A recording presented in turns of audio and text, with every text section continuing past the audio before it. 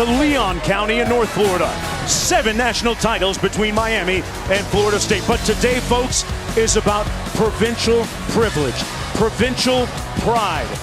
Victory and enshrinement includes the right to say, we run this, so watch yourself. It's Miami against Florida State, the Hurricanes and the Seminoles. From Doak Campbell Stadium here in Tallahassee, it's the 66th edition of one of the most storied rivalries in all of college football.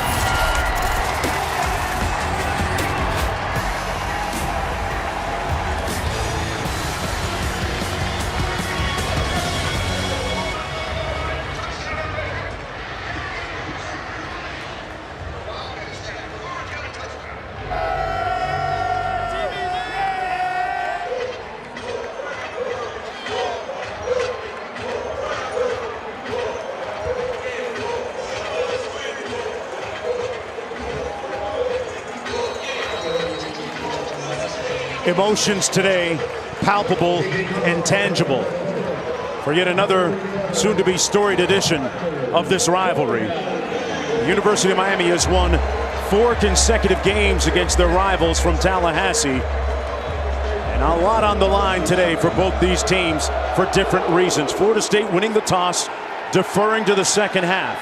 The Hurricanes will have the football first. Brashard Smith on the return, and he takes it out to the 27-yard line, where it'll be first down and 10 for the offense. And already you can see some of the extra emotion down there on the field. A little extra activity after the whistle. Well, Tyler Van Dyke has been one of the hottest quarterbacks in the nation.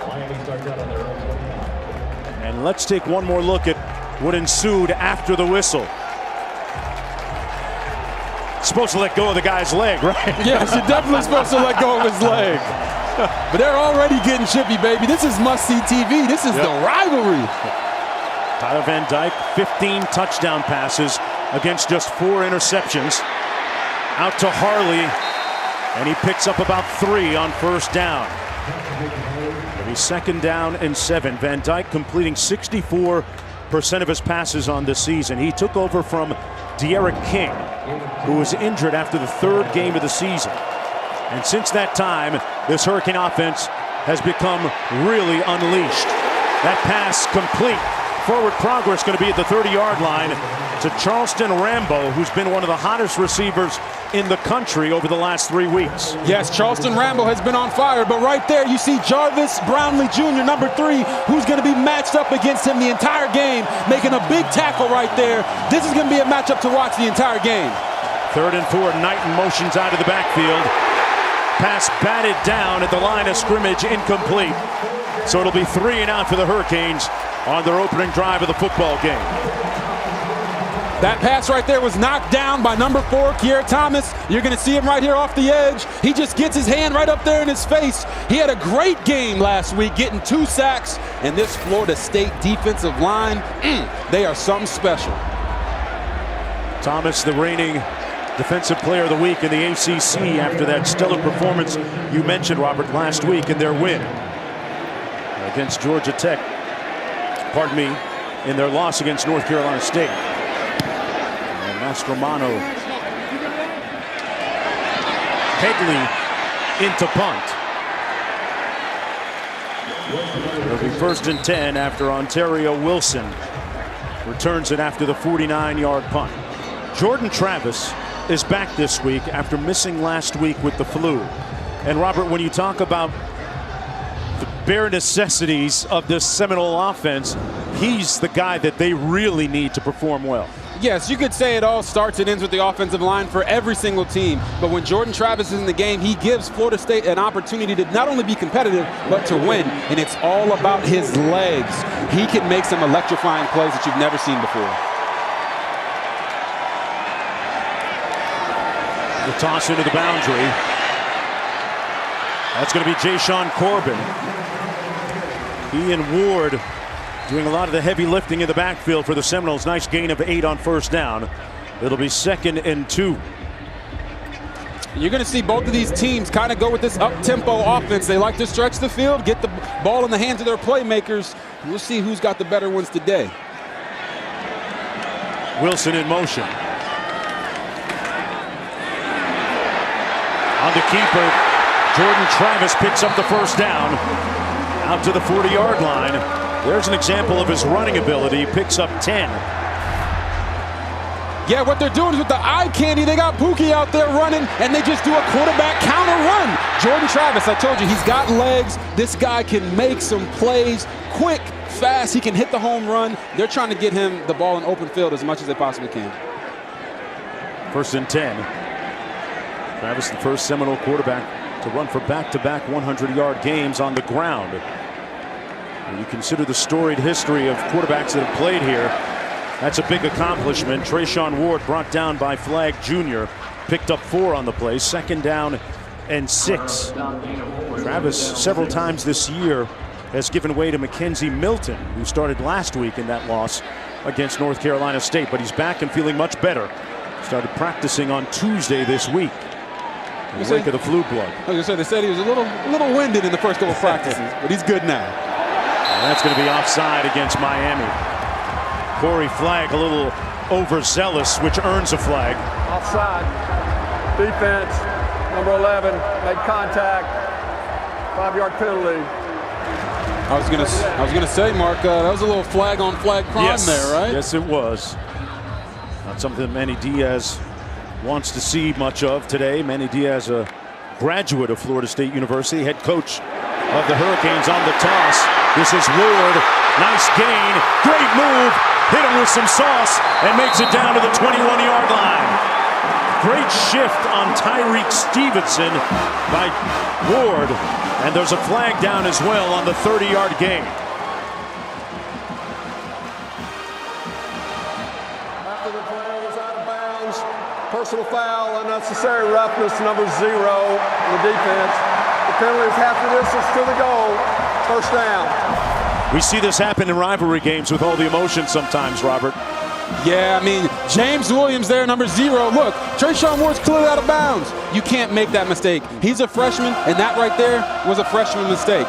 In games like these, every single blade of grass matters. You don't want to give them an opportunity to get free yards down the field. An impressive opening drive of the football game for Florida State. DJ Williams now in at tailback, the Auburn transfer. Travis is going to keep it himself on a predetermined quarterback run and will lose a yard. It'll be 2nd down and 11. What you'll see a lot of times from Kenny Dillingham is he'll come back and repeat plays. That right there was the same exact quarterback counter play they did earlier in the drive, having Pookie Williamson going on the other side, trying to, fake it to him, but it just wasn't there that time. Miami sniffed it out, got the play. Manny Diaz has been very involved in some of the defensive play calling of late. Former defensive coordinator at several stops previous to Miami. And we got another flag. Offside. Defense, number 4. Keontre Smith that time. 2nd down. That's his 2nd one on this drive. And that was actually Pokey Wilson that they did the eye candy motion with on the other side. Just to correct that real quick. Hey, they're throwing flags. We're making mistakes. It is what it is, man. Listen, we're all human. 2nd and 5. Just outside the 6-yard line, Travis looking to throw, reverses field, nowhere to go, and wisely throws it away. There's a late flag down by the 20-yard line. Smith was there in pursuit, and he might have gotten him by his collar. I think it was a horse collar. Perplexed Manny Diaz watching from the sidelines. There's no foul for intentional grounding. The quarterback was outside the tackle box. Personal foul, horse collar tackle, number 4 of the defense. The penalty is half the distance to the goal. 1st down. 3 penalties already. Yeah, you see it right there. He just pulls him back by the horse collar. Listen, they don't want those types of tackles in football anymore because we've seen so many guys blow out their knees and have these catastrophic injuries. And if you're Miami, listen, you guys work on tackling every day. Yeah. You have to understand that you can't do that. See the penalties, one of them unsportsmanlike. Hurricanes lead amongst leaders in the country in unsportsmanlike penalties. First down and goal for Florida State on their opening drive. Travis out of the shotgun.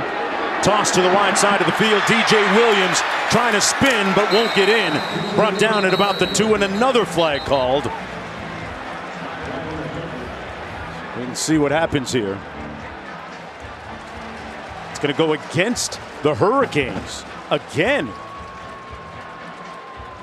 Offside. Defense number 5. The penalty be accepted. Half distance to the goal. Still first down. In a game like this, you can't underscore enough how paramount poise is to being successful. And Manny Diaz right there trying to get his guys to turn down a little bit. Yeah, it's not just about the physical and the mental. It's about the emotional. And you have to be in control of that in such a big game like today. 5 penalties. Between the tackles, nowhere to go. Williams brought down immediately by Silvera. Jade Silvera, who earlier this week said, hey, if you don't know your record against Florida State, you don't know anything. He certainly knows where he stands with respect to this rivalry. Yes, he does. And he's trying to go perfect, Robert. You see his name, Nestor, but everybody knows him as Jade. Jade Silvera. He's trying to make the crib great.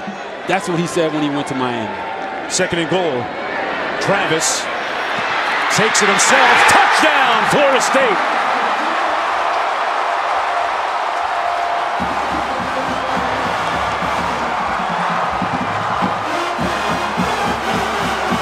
Travis back in full effect for the Seminoles, showing no ill effects of that flu bug last week.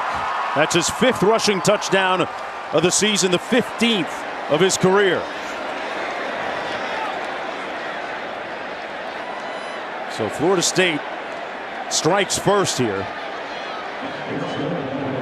Mastromano in for the extra point.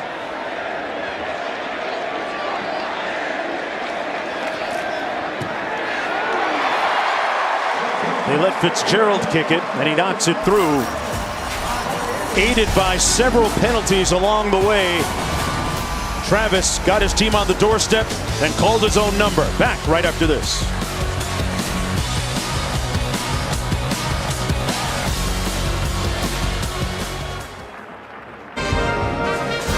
There are 3 official memorials dedicated to veterans here in Tallahassee. The World War II Memorial, the Korean War Memorial, and the Vietnam War Memorial. And of the latter, salute to my late cousin Carl Jones, who served in Vietnam and served this country. And all the veterans out there that have selflessly served. And he calls for the fair catch.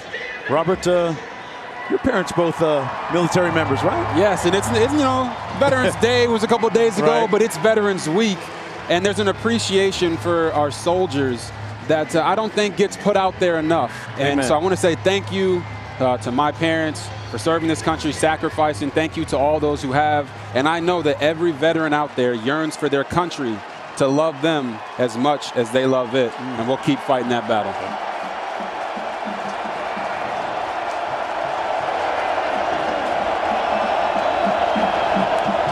First and 10 for the Hurricanes. Knighton in the backfield. Incomplete. Intended for the tight end, Will Mallory. It'll be 2nd down and 10. Hurricanes went 3 and out on their first possession of the football game. Tyler Van Dyke is the first quarterback at UM to pass for more than 325 yards in 3 consecutive games since none other than Bernie Kosar. Taking a shot on the post, underthrown, and intercepted by Dent. And now it's going to be Cooper, actually, that came up with the pick. A big miscue by Tyler Van Dyke. Tyler Van Dyke has been playing with a lot of confidence the past couple weeks, but right here, it's the pressure in his face by Cooper that doesn't allow him to step into the throw. And Akeem Dent right there, Johnny on the spot. That's not Akeem Dent, that's our guy, Omarion Cooper. Omarion Cooper, Johnny on the spot, tracks the ball. Look, corners aren't supposed to make that play. Really? That's why they play corner. But listen, he's out there tracking the ball, great ball skills. Big play for the Seminoles. 6th consecutive game with an interception for the Seminoles. They run the sweep. This is Douglas. And Douglas picks up about 6 on the play. Leonard Taylor, the impressive freshman, making the tackle, and another flag down. Holding, offense number 87, 10-yard penalty, still first down. Well, tonight at 7:30 Eastern Time on ABC, Notre Dame has a tough test against Virginia in Charlottesville on Saturday Night Football, presented by Capital One.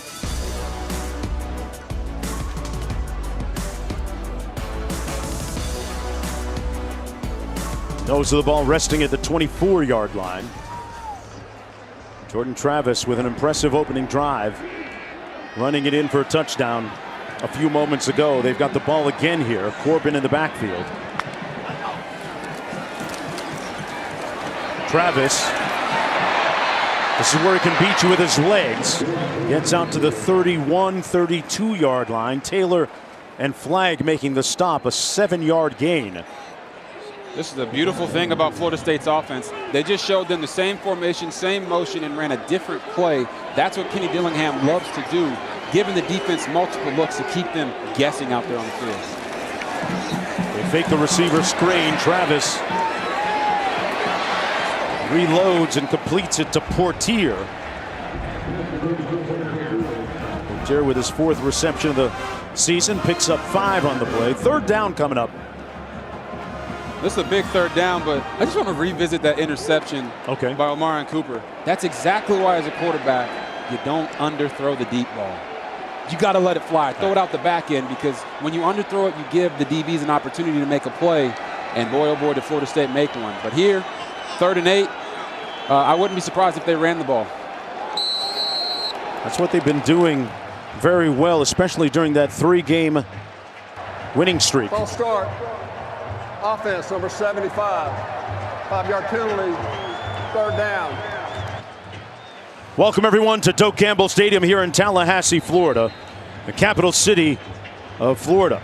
Mark Jones, Robert Griffin, Quint Kesnick calling it for you. The 66th edition of Florida State against the University of Miami. Jordan Travis, the quarterback for the Seminoles, led his team down the field on their opening drive and ran it in himself for a touchdown.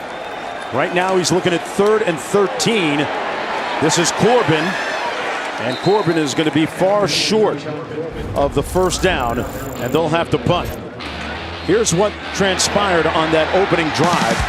Travis with several key plays after missing last week because of the flu bug. A game in which they lost to North Carolina State, then he ran it in himself right there. And that's where we stand, 7-0 as they get ready to punt. Robert, how important is he to their offense? As is always with this Florida State offense, Jordan Travis's legs are what really make them go. He opens up holes for the running backs. He gives the receivers one-on-one opportunities down the field, and having him back has really been a luxury for them so far this game. Mascamino's punt comes down to George, and George a few yards on the return after that 41-yard punt. University of Miami Hurricanes offense has been a little bit disjointed to start this football game. Plenty of time to go. Just underway here in Tallahassee. Stick around.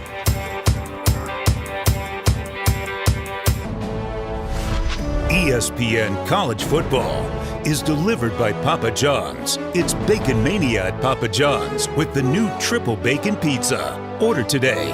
And in part by USAA. This Veterans Day, we invite you to honor all who serve with a simple act to show your thanks. See how at usaa.com/Veterans Day. Noles and Canes all around the world protecting our interests and our freedoms.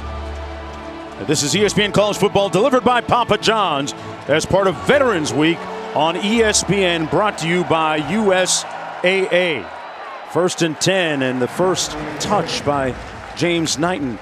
Robert, we both have family members who have served, and what about mom and dad? Oh. I love being on tour with you. I get to meet mom and dad at several stops so far. Yes, mom and dad both served, and I just want to say thank you. Thank you to my mom and dad and all those veterans who have served in our military. I know all the veterans out there just yearn for their country to love them as much as they love it, and we'll keep fighting that battle every step of the way. Amen on that. Knighton again on the carry. It'll be third down and about 3 to go. Shout out to Tuskegee Airmen through the years, Buffalo Soldiers. Yeah. Great work in their service. Third down and 3.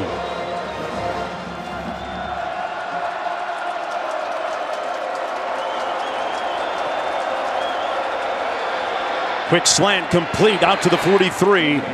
Respetro. Strepo makes the catch, picks up 7, and moves the chains. Their first down of the ball game out to the 43. With just under 6 minutes to go in the first quarter. Strepo and Jalen Knighton, a couple of former high school buddies and teammates.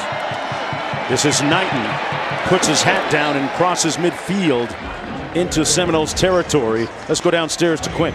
Miami's season flipped. It changed on a switch with the insertion of Tyler Van Dyke as their starting quarterback. Freshman from New England, blue collar, tough. He's humble, he's confident, team first guy. He spoke from the heart prior to that NC State game. The Wolfpack took it as bulletin board material. This team and Manny Diaz has backed him since those words, and he's torn it up the last 3 weeks. Van Dimes, the freshman. Love that nickname, Q. Yeah, before the North Carolina game, as you look at the numbers, he said, you know what? They've got good players, but we hung 44 on them last week. He's confident, Robert. Oh, yeah, Tyler Van Dyke. Look at those numbers, man. This guy has been in fuego the last 3 weeks, playing with swagger. He's speaking with bravado, and he's injecting a Miami-like confidence in this entire team. Man, it's been fun to watch him, but thus far in the game, Florida State has kept them under wraps. See Derek King there on the sidelines with his injured shoulder. Knighton battling for the first down. It's going to be an interesting 4th and short coming up. Keir Thomas making the tackle. Manny Diaz with a little bit of a decision here with 5 minutes to go. Oh, it's rivalry week. It's hate week. Okay. He's going for it. Going for it. You got to go for it, right? Looks like there's less than a yard to go. Look at offensive coordinator Rhett Lashley. Robert, his offense is something that you're very familiar with, right? Yes, Rhett Lashley spent the majority of his career under the tutelage of Gus Malzahn. I was recruited out of high school by Gus Malzahn, and they run a system that's eerily similar to what I ran coming out at Baylor University. So that play-action slant, it's all based off the run. You're going to see Jalen Knighton today and the amount of carries he gets and how he infuses this offense with the ability to take the big chunk play actions. Yeah. It's a lot of fun. It's a high-flying offense, and it's fast. There's a look at Knighton. Got most of the carries and running back duty after Cameron Harris was injured for the rest of the season. 4th down and a little less than 1 to go. Miami on the season is 50%, 7 of 14 on 4th down. The offense will remain on the field here, and they're going to go for it. The first early defining moment of this rivalry game.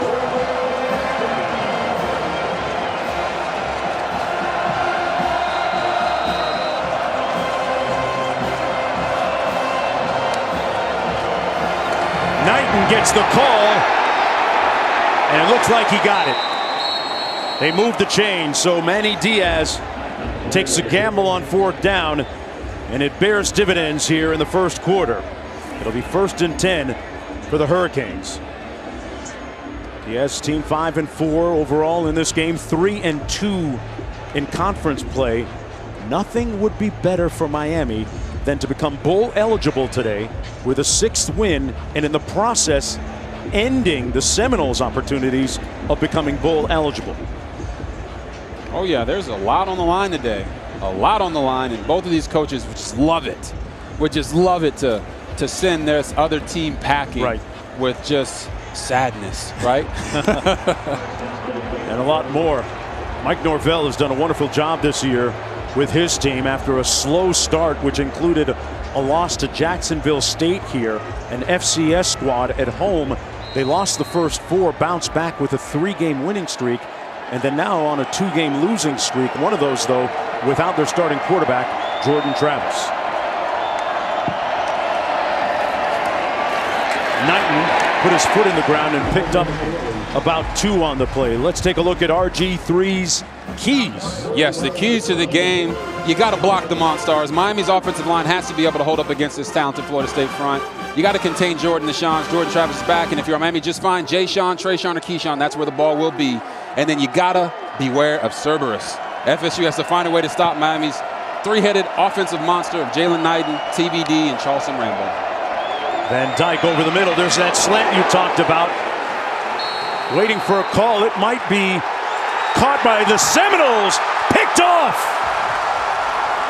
It was intended for Harley, but Jamie Robinson got there before. He ripped it out of Harley's arms. That's his 3rd interception of the season. And the Seminoles with another defining defensive play here early. Right here, it's a bang-bang play, and Jamie Robinson says, "Give me them cookies, baby. It's our ball."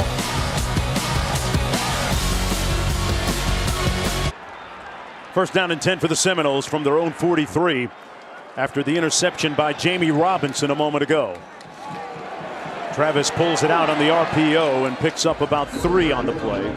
This is ESPN College Football, folks, delivered by Papa John's.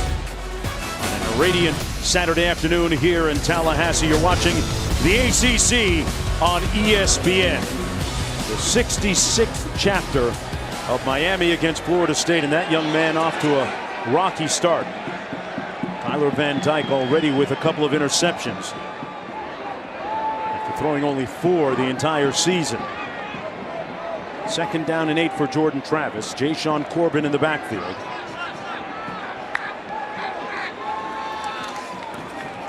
Corbin takes the handoff straight ahead between the tackles down to the 48. Tackled by Silvera. Picked up 2 on the play. 3rd down coming up for Florida State. We talked about it a moment ago, Robert. When these guys, the Seminoles, got on their 3-game roll, their winning streak, Coach Norvell's squad was running the ball extremely well. Corbin and Ward did a lot of the heavy lifting. Oh, they were running better than any team in the country. And now they got Jordan Travis back, and they can kind of maybe fall right back into that. And so far today, we've seen them have a lot of success.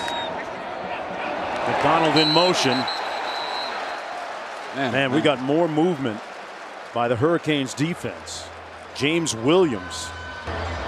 Offside, defense number 0, unabated to the quarterback. 5-yard penalty is still 3rd down.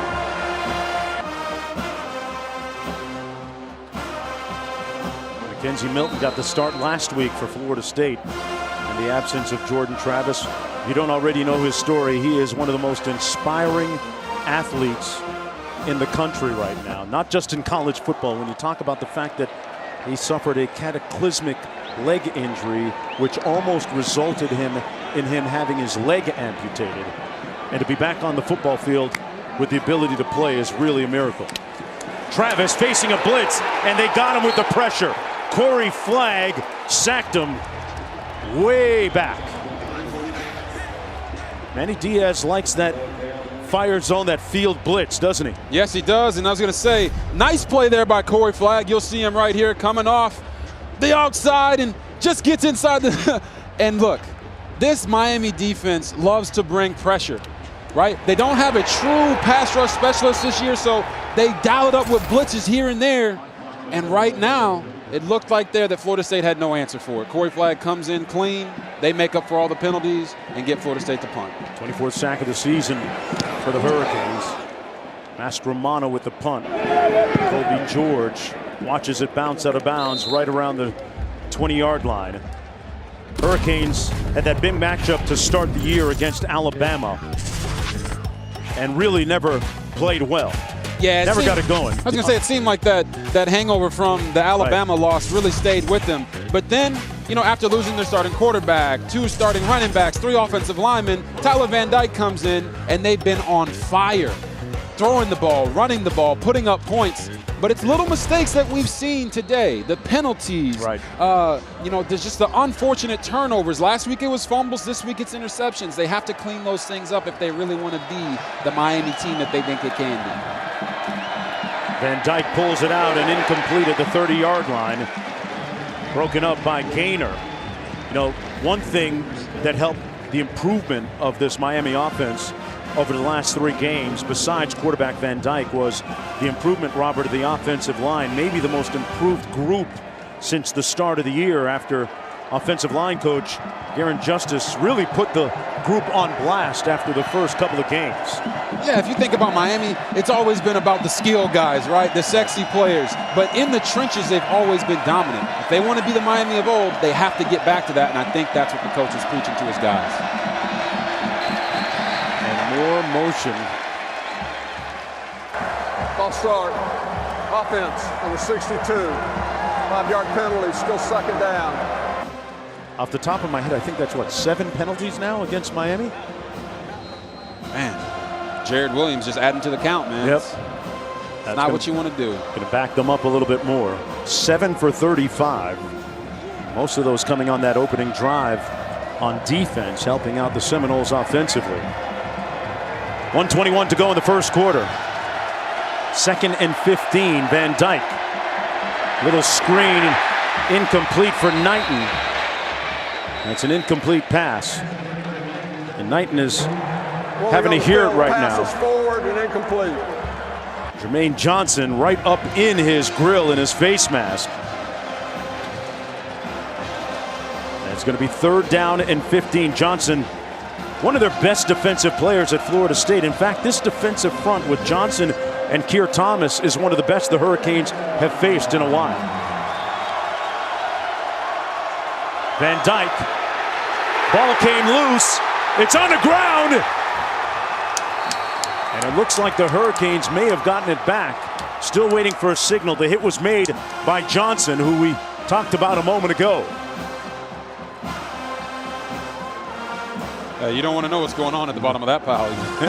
I won't ask. The officials still haven't said anything. Florida State football. There's the catalyst, Jermaine Johnson. Listen, Jermaine Johnson will be a top pick. Running on the field was a fumble. As you see him here, look, he gets physical. Tells the offensive lineman, get out the way, man. Gets his hand on the quarterback, causes the fumble, and then gets in there as part of the recovery process. Jermaine Johnson is not just a great player at Florida State. He will be a Sunday guy. He's big, he's physical, he's got the moves, and he has the energy and the motor to get this Florida State defense rocking. Wow. Leads the ACC in sacks and tackles for loss and adds to the total there. That's the 3rd turnover of the game for Miami. Listen, there might have been a couple people who were a little unsure coming into this game if you're a Florida State fan.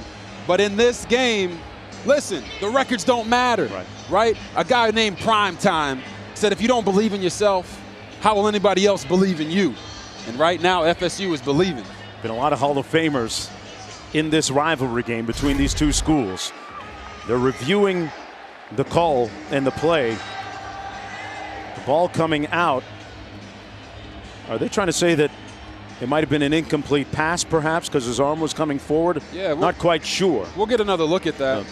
And I think it's hilarious that Jermaine Johnson actually made the offensive lineman do a spin move. Oh, never really see that, right? He spun him. So then here, oh my. His arm is going forward. The question is, was he throwing the ball, or did it come out of his possession before the hand came forward? Yeah. I guess that's why we're up here and those refs are watching the play right now. Yeah, they're adjudicating the call right now. See it Here's here. another angle. Oh, no, it's coming out before. That's what it looks like to me. It looks like right at the point of contact, the ball shifts in his hand before he's throwing the ball forward. Man, you want to talk about helping a brother out. Yeah. Miami, with the flags, the blocking up front, they are not helping a brother out right now when it comes to Tyler Van Dyke. Miami got to get that subscription to HBO, right? Exactly. HBO, man. Help a brother out. He hasn't been doing it by himself. No. It's been a collective effort. But if you don't protect your quarterback, man, you don't have a chance. We saw a shot of De'Aaron King on the sidelines a moment ago. He was a starting quarterback for the first 3 games of the regular season before giving way to a shoulder injury, which ended his season. The officials still looking at this. There's a look at De'Aaron King. Yeah. You know, in the keys, we talked about the fact that Miami's offensive line had to block the Monstars. This Florida State defensive front is one of the best in the ACC, if not the best, right? With all the injuries that Clemson has had, and they lead the ACC in sacks. After further review, the ruling of a fumble on the field stands. Johnson with a big play on a big day for him. Jermaine Johnson, a senior, part of senior day activities and festivities here. Jermaine Johnson, the transfer from Georgia. Mackenzie Milton as well. Talked about his comeback, his inspiration. 1st and 10 for Jordan Travis from the 12. He hands it off. A little bit of room around the edge. Corbin scores! Touchdown, Florida State. In one fell swoop, on a sweep, the Seminoles go up by a couple of touchdowns. We told you earlier, find the Shawns. Miami's got to contain him. And Jay-Sean Corbin got around the edge. They capitalized off the turnover really quick. Man, if you're a Florida State fan, you got to be jumping for joy right now. For Corbin, that's his 7th rushing touchdown of the season. 14th of his career. Guy that's been a real leader on that offensive side of the football for the Seminoles all year long. What was the key on this last run by Corbin, Robert? Yeah, the key is obviously getting the edge. This guy right here and this guy right here have to set the edge of the defense. They don't. Jay-Sean Corbin gets the ball, and guess what? Speed in space always wins the race. That's what these guys are trying to do. They're trying to get their athletes in space and let them go to work. And Jay-Sean Corbin made that look way too easy, baby. Scored on a nice touchdown run last week, albeit in that loss against North Carolina State. But that guy right there catalyzed that one-play drive and score with the strip, the sack, and maybe even the recovery. 14-0 quickly here in Tallahassee for the Seminoles over the Hurricanes. Man, when you talk about Jermaine Johnson, right? I just know NFL GMs and all the scouts that are in attendance today are licking their chops, because this guy, 6'5", 262 pounds, fast, physical, plays with great effort. I mean, Coach was just telling us how he was running the quarterback down on Friday, 25 yards down the field. Yeah. Those are the kind of guys that you want on your team. Miami will take it 1st and 10 from their own 25 as we go back to the studio for the first time. Guys?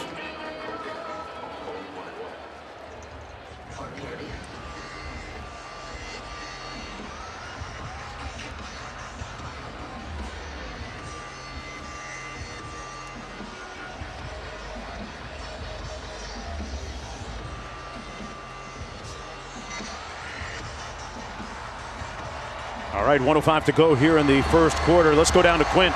Like a boxer knocked down to the canvas for the first time. This Miami team in their corner, sulking. Heads are down. Don't see much positive body language. Guys looking around. They've emboldened this crowd, and their offense continues to be disjointed and dysfunctional. Too many mistakes in terms of penalties, no explosive plays. This is a nightmarish start for the Canes. There's a guy that can help solve some of those ills. Knighton with a nice run for about 4 yards. Yeah, the Hurricanes appearing to be in a near catatonic state here in the first quarter. Knighton showing a little bit of patience on this run, picks up 3 more. It'll be 3rd down, about 3 to go. Malcolm Ray making the tackle for the Seminoles. Knighton last week ran for 162 yards on over 30 carries for a guy that's relatively slight of build. But he said that he's had a fantastic week of practice along with his teammates ready to go. Van Dyke had it batted down to the line of scrimmage by Jared Jackson. So it'll be 4th and 3, another 3 and out for the Hurricanes offense. Man, oh man, we talked about how on fire they were coming into this game, and they've been the complete opposite for the majority of this quarter. This Florida State defensive line is winning at every point. On the outside, on the interior. They're winning at the point of attack, pushing the pocket back, and that's why Tyler Van Dyke seems uncomfortable. 2 interceptions, a fumble. Man, this Florida State defense is really playing to their potential. Wilson back for this punt. There was contact made apparently before, and now a flag thrown. We could see a lot of linen on the field here today. We've already seen a bunch. I just think the refs are trying to let everybody know, like, they're going to keep this game under control. Big rivalry, a lot of emotions. But, man, that is a lot of flags. We'd just like to... Kick catch interference. Kicking team number 23. The penalty is 15 yards from the spot of the foul. First down. That part is fine as long as we don't see any of those erroneous, unsportsmanlike conduct calls. Oh boy, don't get you started on that one. I know how you feel about those unsportsmanlike taunting calls. 1st and 10 from the 41 for Florida State. Wait, folks, tomorrow on Sunday NFL Countdown at 10 a.m. Eastern on ESPN, all access look inside Russell Wilson's remarkable recovery before he returns against the Packers. Plus, Randy Moss ranks the best catches from the week's college football action in You Got Mossed. 7 seconds to go in the opening quarter. Nice fake by Travis. And he's going to pick up a first down, still on his feet. Travis down to the 40-yard line. A great exclamation point on the end of the first 15 minutes for the Seminoles. Timeout. Player injury. 19-yard gain, and that's going to be the end of the first 15 minutes. Manny Diaz's squad a little bit off balance right now. And we have a player injured at the 45-yard line for Miami. Don't like to see that. Yeah, that's Jonathan Ford.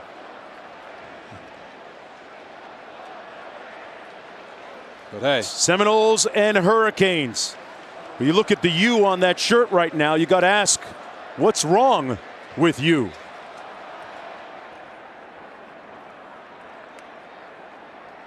Veterans Week coverage on ESPN, brought to you by USAA. Welcome back, everyone, to Doak Campbell Stadium. Bobby Bowden Field here at Tallahassee, Florida. 14-0 lead for the Seminoles as they were able to capitalize on some Miami penalties on their opening drive and then scored quickly just a few moments ago. Trayshawn Ward in the backfield on 1st down and 10 from the Hurricane 50. A high toss, and Ward going to be brought down immediately. Might have lost a yard.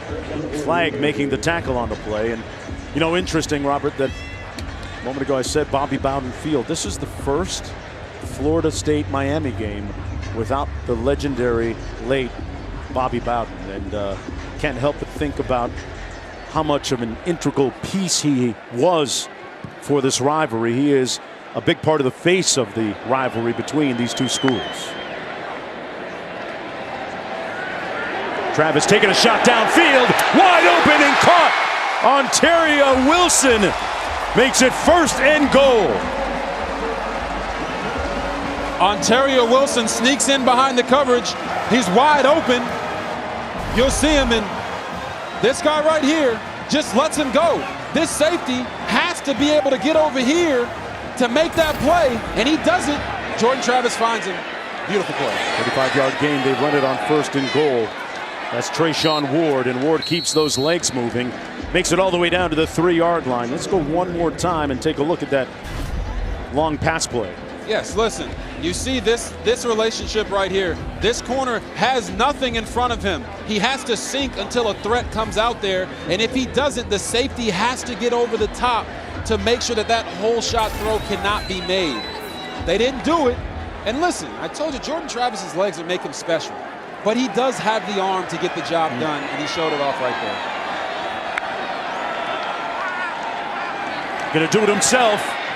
But nowhere to go. Big time hit that time by Keontre Smith. Out of West Park, Florida, the 5'11 sophomore makes it 3rd down and goal now for the Seminoles. Real quickly, I want to go back to your comment about Bobby Bowden. And it's not that he just was a big part of this rivalry. You know, he still is. And even college football, you just see all the love he's gotten in all the different places that we've been. It just shows you the impact that he had on the game. And he's a special coach for sure. Feels a little different without him here this afternoon. Into the end zone, Travis overshoots his receiver. That was Malik McClain, and it'll be 4th down, so the Hurricanes get a stop. Oh, man, I'm telling you, Jordan Travis was trying to 20-0 skunk them right there, trying to make him pass the controller. Just got to bring the ball down a little bit, give your receiver an opportunity on that red zone fade. But they'll still have an opportunity to get 3 here and go up 17-0, which I don't know if anybody really anticipated the game going this way this early. Ryan Fitzgerald now in to attempt this field goal. 6 of 8 on the season. This one coming from 22 yards out. Like a drill. 17-0 for the Seminoles. So many luminaries and big-time names have been part of this rivalry. Schellenberger, Johnson, Bowden, Butch Davis. Back after this.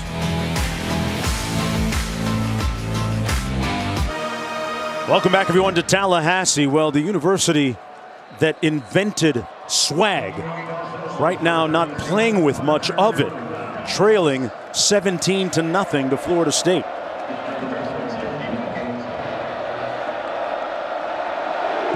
Smith back for this kick. And he'll watch it go out and into the end zone. 1st and 10 from their own 25-yard line. Let's go back to the studio.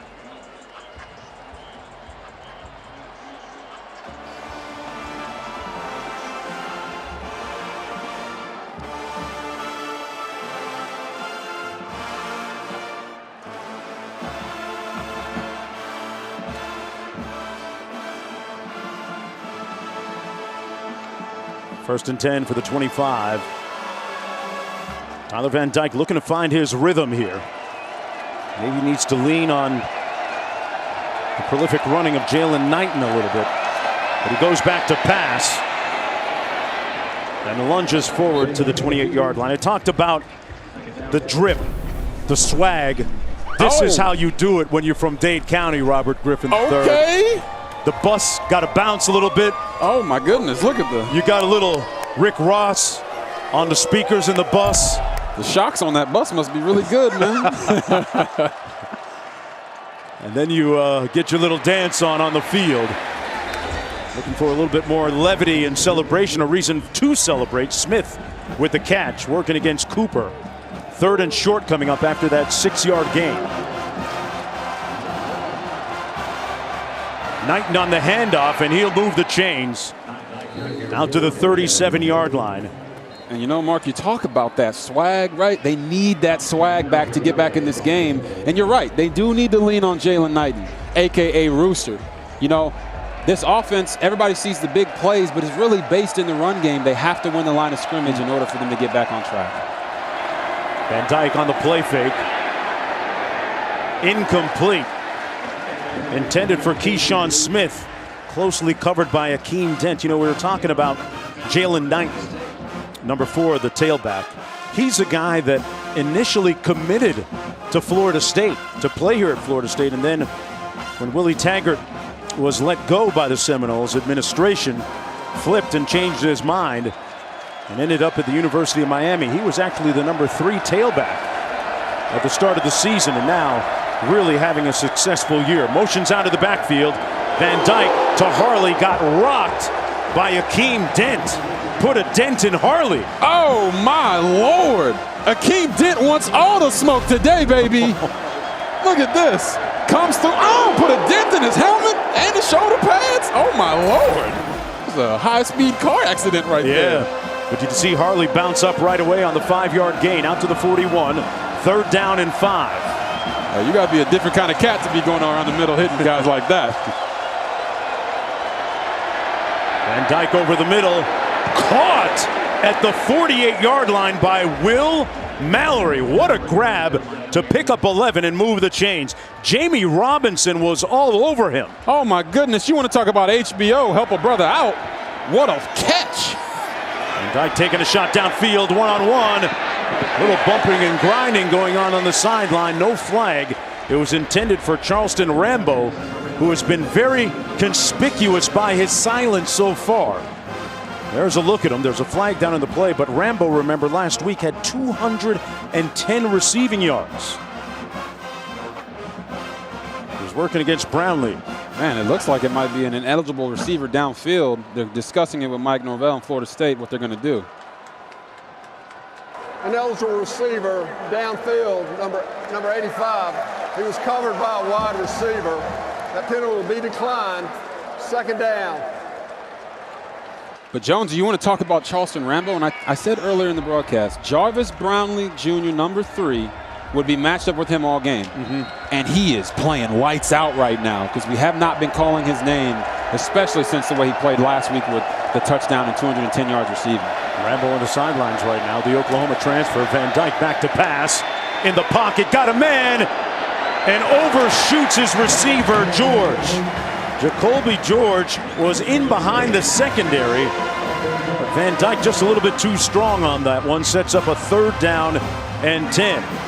I think Van Dyke was having some memories of that interception earlier in the game when he underthrew the deep ball. So he was going to make sure this time that he did not underthrow it. But right there he had George wide open. Right. Make it easy for him, baby. Drop a dime, hit him in stride. Right now, Tyler Van Dyke needs to see the ball completed so he can get his confidence back. 3rd and 10. Harley in motion. Van Dyke gets rid of it quickly and incomplete for Harley. It'll be 4th down coming up for the Hurricanes. And the offense off the field again. And you're seeing all these throws by Van Dyke, and it's almost like in basketball when you can't make anything. You can't make a jumper. Right. You can't make a 3. You got to get to the free throw line. Knock it down, see it go in, and then everything else will start to get into motion for you. He's missing deep throws. He's missing out routes. He has to calm down. He is the bringer of swagger for this team right now, and he doesn't have any, so his team doesn't either. Already 6 of 18 with 10.5 to go here in the 2nd quarter. Wilson back for this punt on the return. They'll watch it bounce out of bounds. Oh, wow. The Hurricanes got a great spot here, down right around the 1-yard line. Headley with a fantastic 46-yard punt. Oh, just missed it. They're just that far off right now.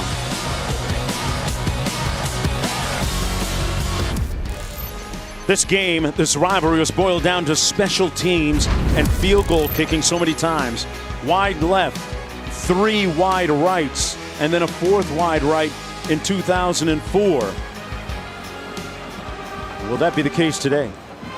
Hopefully not. They don't want to hear you say wide down here in Tallahassee at all. But I think about Carlos Huerta. I think about the Aguayos that have kicked at Florida State when you think special teams for Miami and Florida State respectively. I can tell you right now that special teams for Miami has some swag too. Travis out of the end zone completes it to the 6-yard line. That's Douglas. One more look at great special teams a moment ago by Miami. Oh yeah, right here, number 94, Lou Headley. Listen, if they had to create a punter in a factory to play at Miami, it would look like Lou Headley. Okay. He's Australian. He has 2 full arm sleeves, and he heard, "Hey, you want to come down to Miami and punt?" And he said, "Sign me up, mate." Did not take an official visit, I bet. He sight unseen. 46-yard punt.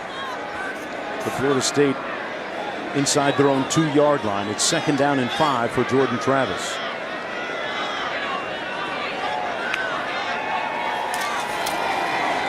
Travis on a predetermined quarterback run. Nobody set the edge, and he picks up the 1st down for the Seminoles. 1st and 10.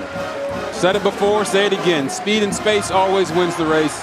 If you're facing Jordan Travis, you got to contain him in the pocket. The teams that have played well against Florida State. The teams that don't have been down like this, like Miami. Saw James Williams limp off to the sideline, the starting safety for the Hurricanes. Look at the numbers so far on Jordan Travis. This in wake of missing last week because of the flu. Corbin in the backfield takes the handoff. Boy, a yawning hole between the tackles, and they gash the Hurricanes, Quint. First down. When you're defending Jordan Travis, you got to basically stop two plays. That is the play that's designed in the whiteboard, and then the impromptu plays. The plays that break down where he just goes into that gray area and makes something happen. Manny Diaz struggling with Travis as an improviser. And they're struggling with Corbin on this run. He picks up another first down, got about 13 on the play.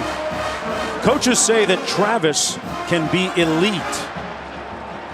He has elite traits, right? Yep. His elite trait is his ability to run the football. He can run, he can cut, he's agile. And listen, he can throw well enough to keep defenses honest. And right now he's executing at a really high level and creating other things for the Corbins and the Trayshawn Wards of the world right now.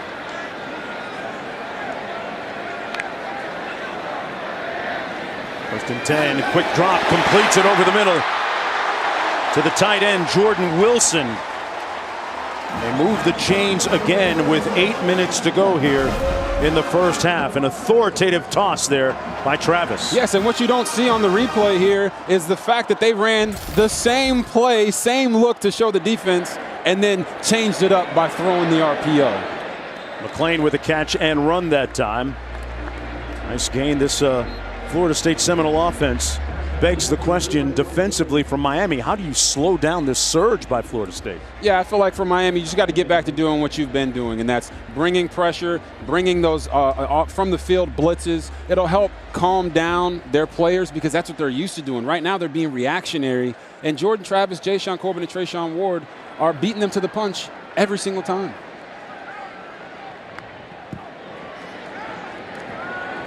Second and 8, nowhere to go that time. Good play by those guys up front. Trayshawn Ward stopped up for a loss of a couple on the play. Lost 3.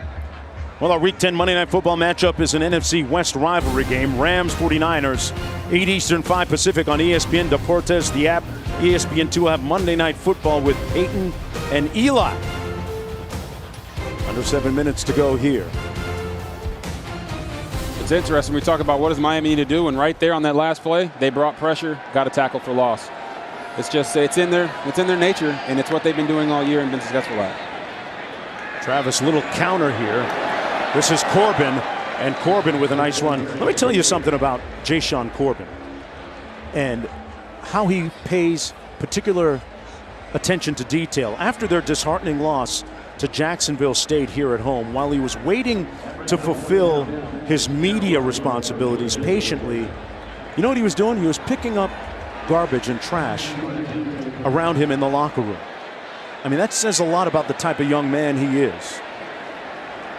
I remember a player from Miami by the name of Ed Reed who got really upset when he was with the Baltimore Ravens because the locker room wasn't clean. It's the details that matter, people. From 52 yards out, that's going to be wide and short right by Fitzgerald. So Miami will get possession of the football. They haven't scored yet. Speaking of Ed Reed, I'll tell you what, when he's preaching it inside the locker room, it's like first Sunday, man. You better make altar call. Back with more after this.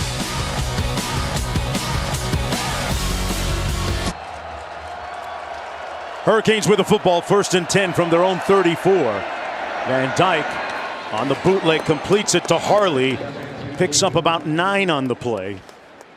So many great receivers have been in this rivalry. Harley had a chance to meet a couple of them at the University of Miami recently. Michael Irvin and the legendary Lamar Thomas as well. Harley respectfully went up to those guys and said, guys, I love you. I respect you. I love what you've done for the U. But I'm here to break your record. And he has since subsequently done that. Knighton on the run. Picks up about 3. Brownlee making the tackle on the play. Think about some of the big plays that Michael Irvin has made and Lamar Thomas has made. Gino Torretta has passed. Charlie Ward. They're going to run the reverse. Little flea flicker action. Van Dyke downfield. Mallory with the catch. inside the 10, first and goal. Miami, they finally hit on one. Rhett Lashley dialed up a little special here. Oh, yes, he did. They do a double reverse pass, and Will Mallory ends up wide open down the sideline, and Tyler Van Dyke throws a dime. Knight, meanwhile, with nowhere to go on first down. That previous play went for 45 yards. DeLoach making the tackle. It'll be second down and goal. How big is it that Miami score here? They have to. They have to score. Look, they took a shot down the field, no chaser, and they ended up walking away with a very nice completion there to Will Mallory. But right now, they're down 17-0. They have to find a way to get a touchdown here. It's going to give them a lot more confidence throughout the rest of the game. Van Dyke going to run it. Gets his hat down inside the 5. It'll be third down and goal. Is this 4-down territory? Are they thinking about a score? Is it too early for that? It's too early. Too early for that. It's not 4-down territory. Okay. But listen, Tyler Van Dyke has to make sure it's not 4-down territory. Get it in right here on third and goal. Otherwise, I would kick the field goal if I was calling the plays, because you need something to represent success for you on the day. Been such a choppy start for the Hurricanes offensively. Their big three at the receiver position are Charleston Rambo, Will Mallory, and Mike Harley. Those are their guys in these situations. Over the middle, touchdown, Miami, Smith. And guess what? They threw it to Keyshawn Smith. They said they got a Keyshawn of their own, and he just hauled in a touchdown catch on a beautiful throw from Tyler Van Dyke. Van Dyke threw a rope that melted in Smith's arms. And that's his third touchdown catch of the season and the third of his career.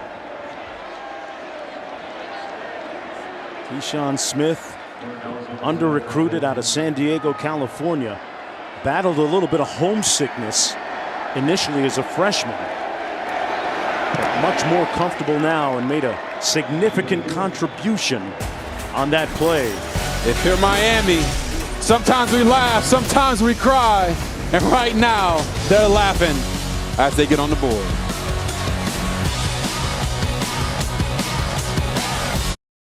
Great guest list for the Mannings tonight.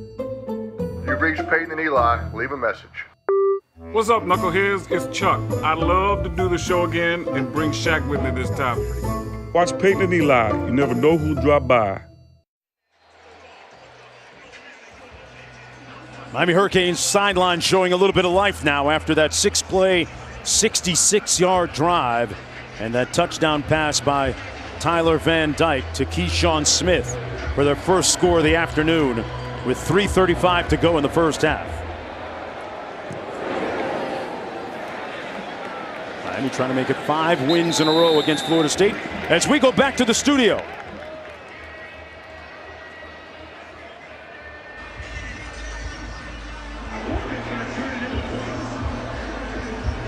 Ooh.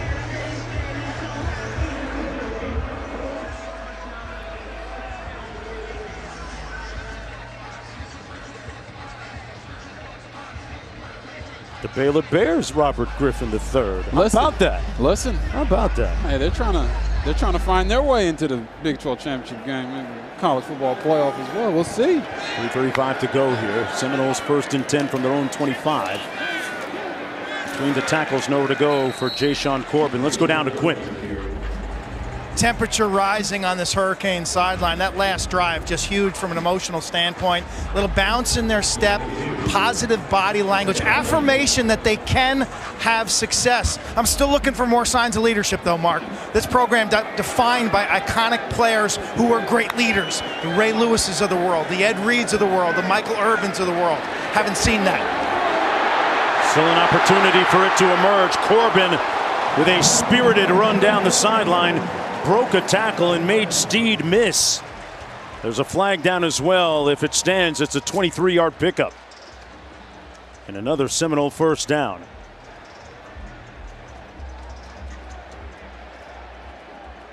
And this one's going to come back.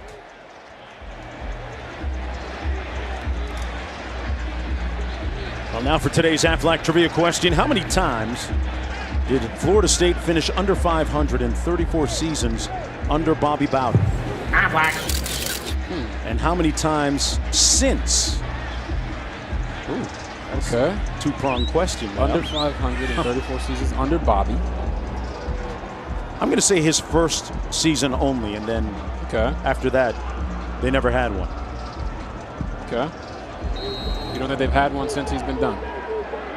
How many since? I think probably, I guess, 3. Yeah. Feels like about 3. 2nd and 9.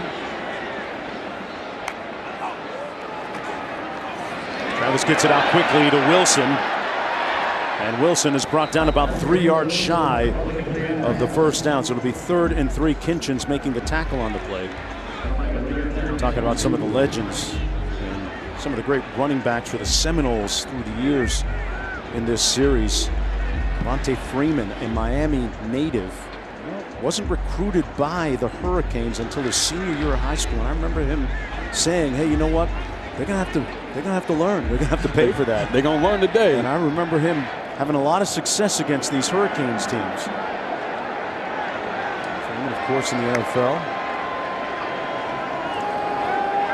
Travis out of the backfield, complete. Ward close to the 40. And they get another big play with 2:12 to go in the first half. A 25-yard pickup. And we have James Williams limping. Like we said, if you find Jay-Sean, Trayshawn, these guys are where the ball usually goes. And Trayshawn Ward, nice rail route there out of the backfield. Big time catch. Time for the answer to our Afterlife trivia question. How many times did Florida State finish under 500 under Bobby Bowden? How many times since? Oh, I was right. There you go. Look at you. I was right. Florida native. Hey, 3 times too. And 3 times since. Oh, okay. Oh, you buying dinner tonight. You looked that up, didn't you? No, I didn't. This man had to look it up. Hey, even a dead clock is right twice a day, right? Got a Hurricane player. That's James Williams. A tall, rangy safety, Robert, at 6'5", 224. Yeah, they don't make guys that big, that fast, and that strong very often.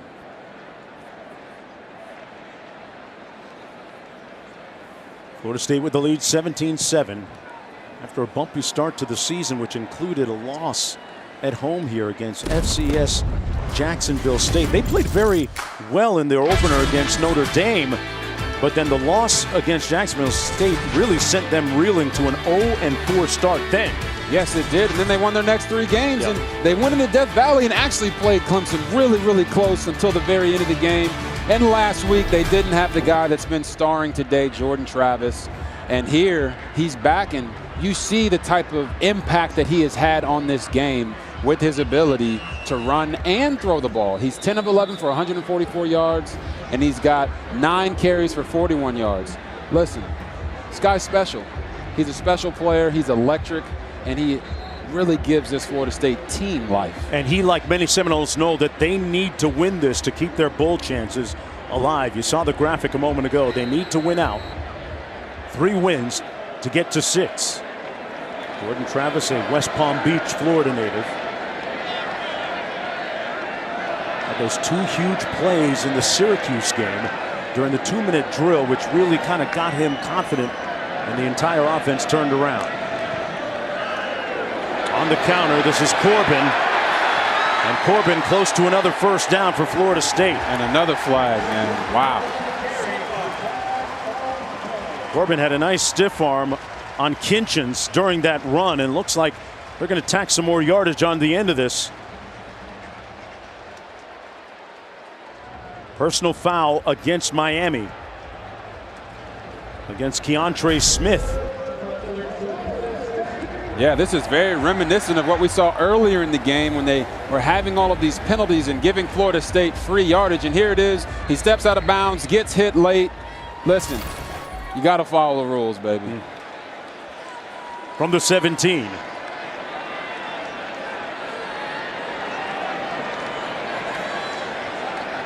Jordan Travis has been near perfect passing the football this afternoon. He's going to keep it himself. Inside the 10, brought down at about the 8-yard line. Talked about some of the big plays he's made this year. The 3rd and 5 against North Carolina was another one. Went through his progression, converted, showing a lot of maturity and growth. can't speak about just how impressive Ja'Shawn Corbin, Jordan Travis have been in this game. And, you know, Corbin's actually been banged up a little bit over the past couple of weeks, and they wanted to limit his carries, but he's playing so well right now. They sense the opportunity to really get up on this Miami team and have them have to dig out of a hole. So, man, these guys are playing at a high level right now. 2nd and 2. Quick toss to the wide side of the field, and, man, Corbin blew a tire. Lost his balance. It's going to set up 3rd down and short coming up with under a minute to go here in the first half.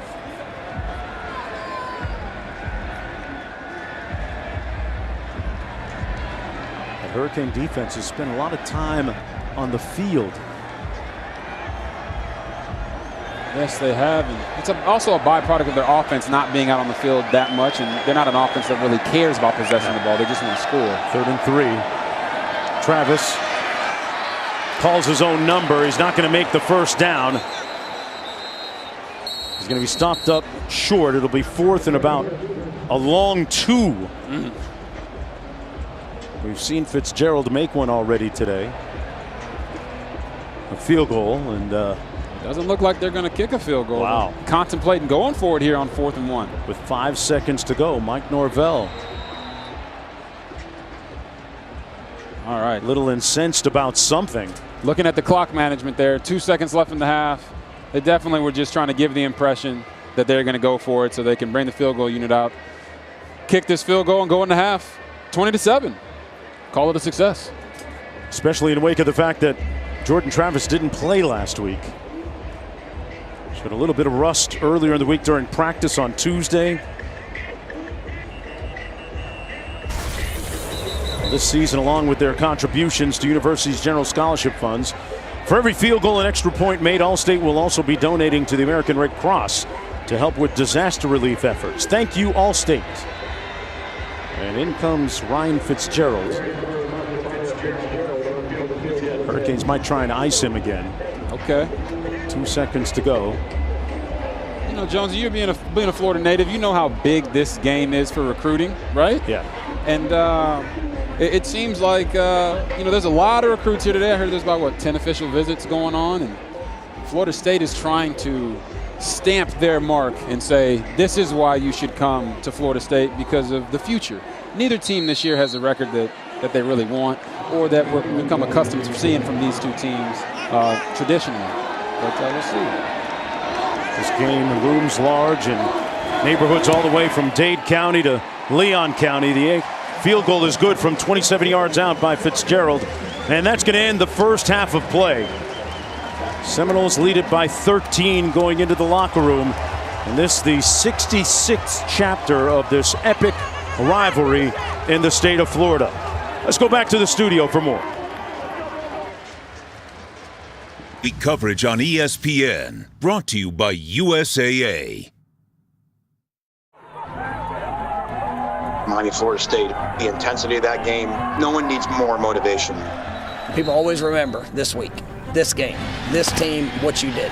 We don't like FSU. We're going to beat FSU. This is why you come to Florida State, play games like this. This was one of the games that I had circled this year. Travis takes it himself. Touchdown, Florida State. This is must-see TV. This is the rivalry. Yes, it is. Edition number 66. This is ESPN College Football, delivered by Papa John's. As we get ready to start the third quarter of play, Florida State going to have the football. Miami kicking off. And believe it, when they say rivalry, from Leon County in the north to Dade County in the south, today's game comes with enshrinement for the victors and bragging rights. Able to say, we run this. And this is ESPN College Football, delivered by Papa John's. You're watching the ACC on ESPN from Bobby Bowden Field at Doak Campbell Stadium in Tallahassee. That quarterback right there, Jordan Travis, after missing last week against North Carolina State, has come out and painted a masterpiece. 10 of 11 passing, 144 yards. His decision-making, Robert, has been pristine. so far. Yes, it has been superb, pristine, any of those superlatives you want to use. He's been that, and he's been everything for this team thus far in the game.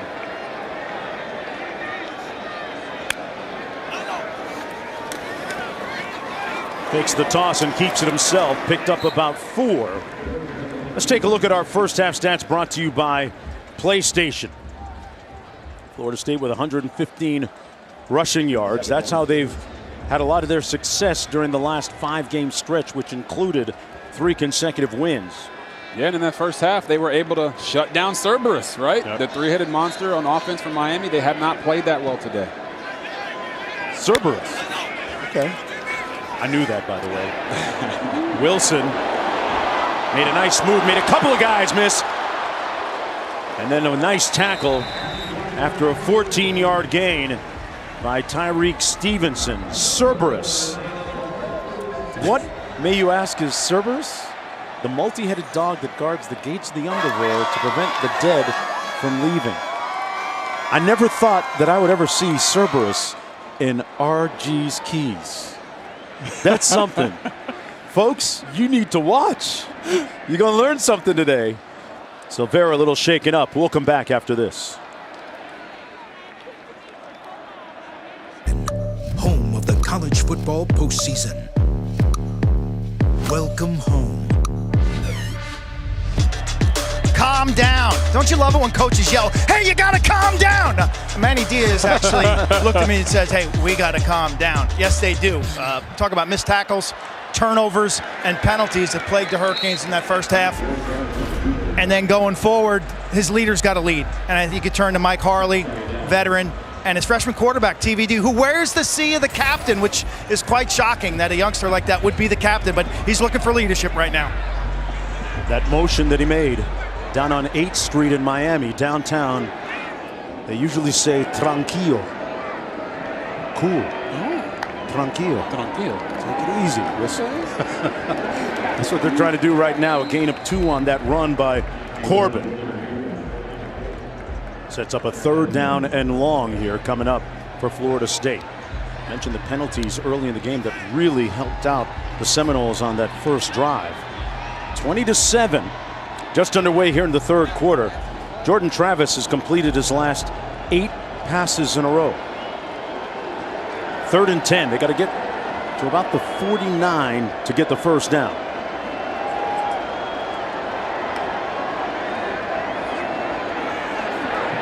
Taking a shot. And it's incomplete. Young had it. And then when he hit the ground, it jarred loose. Going one-on-one against Takori Couch, and it'll be 4th down. They'll punt. Oh, man, Takori Couch is just looking too comfortable out there. But Jordan Young had one-on-one. Safety went away, and he just couldn't hold on to it all the way through the catch down to the ground. Right here you see the ball doesn't quite hit the ground, but it bounces out of his hands, and Takori Couch just fighting through the end of the play is a nice job finishing the play there for the Miami Hurricanes. From the 39-yard line, 4th and 10. Astromano going to punt here. The Australian with the rugby-style kick. Boy, gets off a great moonshot. And a fair catch called all the way back at the 10-yard line by Jacoby George. It'll be 1st and 10 from there. And this this Miami offense has been a rhythmic for most of the afternoon, except for that one scoring drive. Tyler Van Dyke, 9 of 21. Robert, are you surprised? Let's get this call first. Personal foul, face mask on the kicking team, number 5. During the kick, 15 yards will be added on from where the kick ended. First down. With the success that Miami had coming into this game, running the football with Jalen Knight, are you surprised that Van Dyke has thrown it 21 times? I am a little surprised at that, and it's really just about the momentum they had coming into this game. I'm not surprised that Florida State's defense has answered the call because it's rivalry week, right? It's hate week. They're going to play their best ball. But Miami's not doing that. They're not running the ball as much as they should. They're trying to throw it a little bit too much, and Van Dyke has been out of sync the entire game. So they got a little bit of a rhythm there at the end of the first half, went down, scored the touchdown. But they got to try to get that back and keep it rolling if they're going to not only get back into this game, but have a chance to walk away victorious.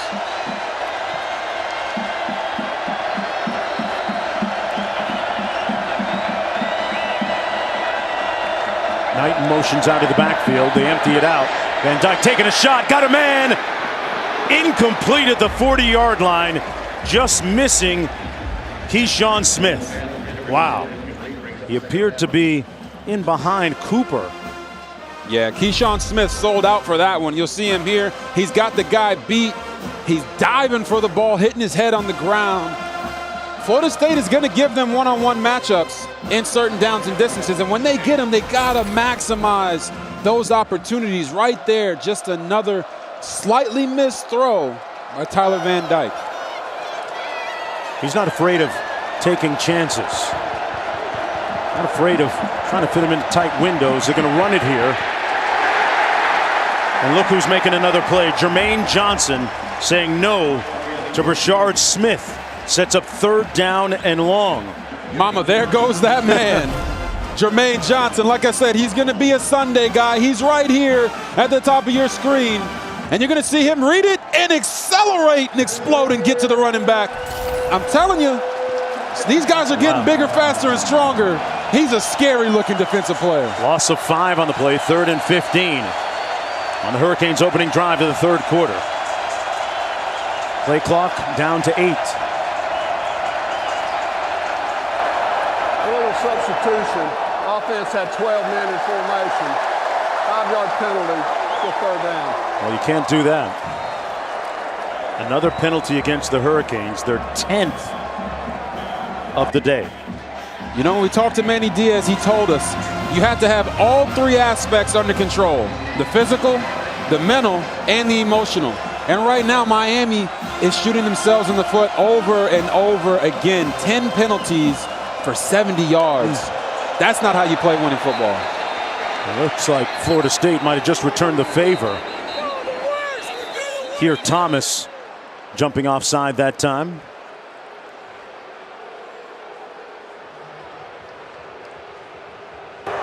Offside defense, number 55, unabated to the quarterback. 5-yard penalty, 3rd down. Well, they gave it right back. Yeah, they got the yards right back. And back to the 20-yard line. It's still not a favorable 3rd down, but it's better than 3rd and 20. Derek McClendon right there, number 55 for the Seminoles. Rambo split into the boundary. He's the hot receiver for the Hurricanes coming into the game. Number 11. They go with the trips left formation. Van Dyke going to try and take off, and brought down at the 16-yard line. The ubiquitous Jermaine Johnson. He is everywhere on the field this afternoon. Another tackle for loss, a department in which he leads the ACC in. In big-time games, your best players have to show up. And Jermaine Johnson has showed up time and time again. He's getting blocked, he gets off, and he makes the tackle on Tyler Van Dyke. And I'll tell you guys, when I look at the play, the concept that they ran, everybody was blanketed. This Florida State defense is playing out of their mind right now. That's the 2nd sack of the afternoon for the Seminoles. Here's the punt. Caught, fumbled in traffic, loose ball. And the Seminoles pouncing on the loose ball. It'll be 1st and 10 from about the 42-yard line. Timeout on the field. Johnson making his impact felt against the Hurricanes tonight.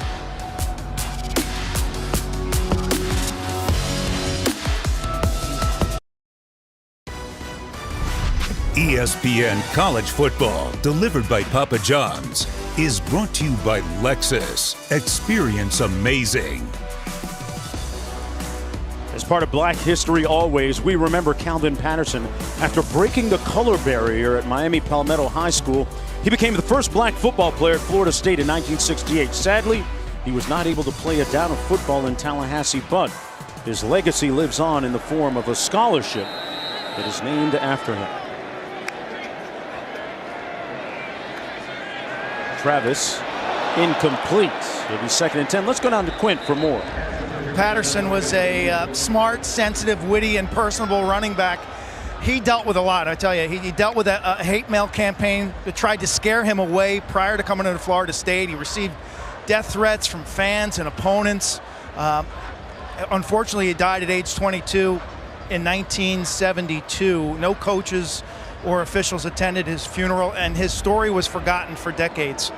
His roommate, Tommy Warren,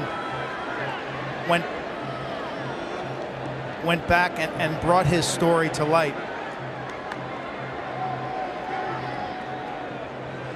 On the run, it'll be Corbin.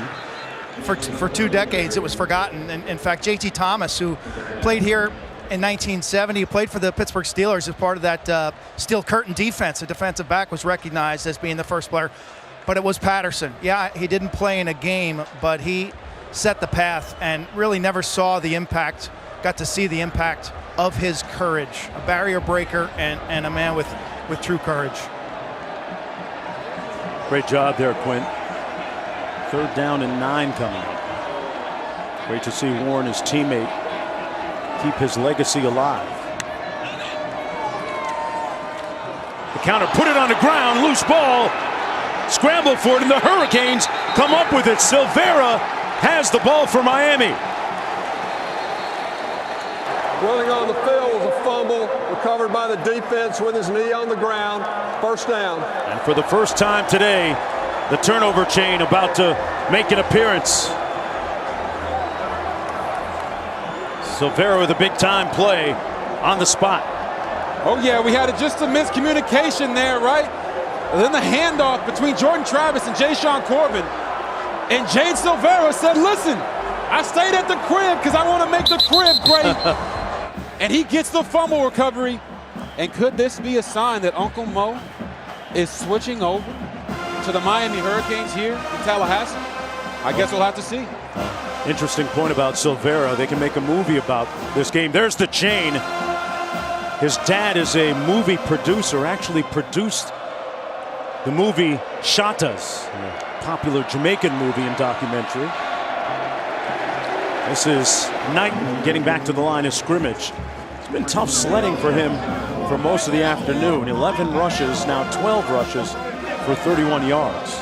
And I just want to go back to that story about Calvin Patterson, the first black player at Florida State, and just talk about how the things that he had to go through, the things you guys described, and just how tragically his life ended, shows you how hard it is to be a trailblazer. It's a unique battle, a tough one, not one for the faint of heart. And you also said that he never got a chance to see the impact that he had. But I'm a guy that is a reflection of the impact that he had, because without him, I wouldn't have been able to go to college and play with people who don't look like me from different cultures. So very thankful for that and thankful to him. Knighton's going to pick up the 1st down on 3rd down and 2. So the Hurricanes trying to move it down the field after that fumble recovery by Silvera.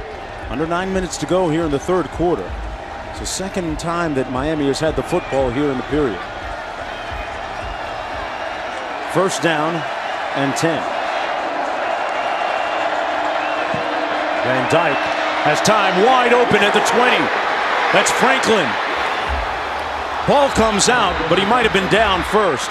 They're going to rule that he was down. And they're going to have a, looks like a 1st and goal. On the field, the runner was down. 1st down. And Brownlee shaken up for Florida State. Talented freshman out of Miami Gardens. And that would be a big loss for Florida State, because he has been matched up against Charleston Rambo the entire game and has done a phenomenal job of that. Hopefully he's okay, and we'll see when we get back.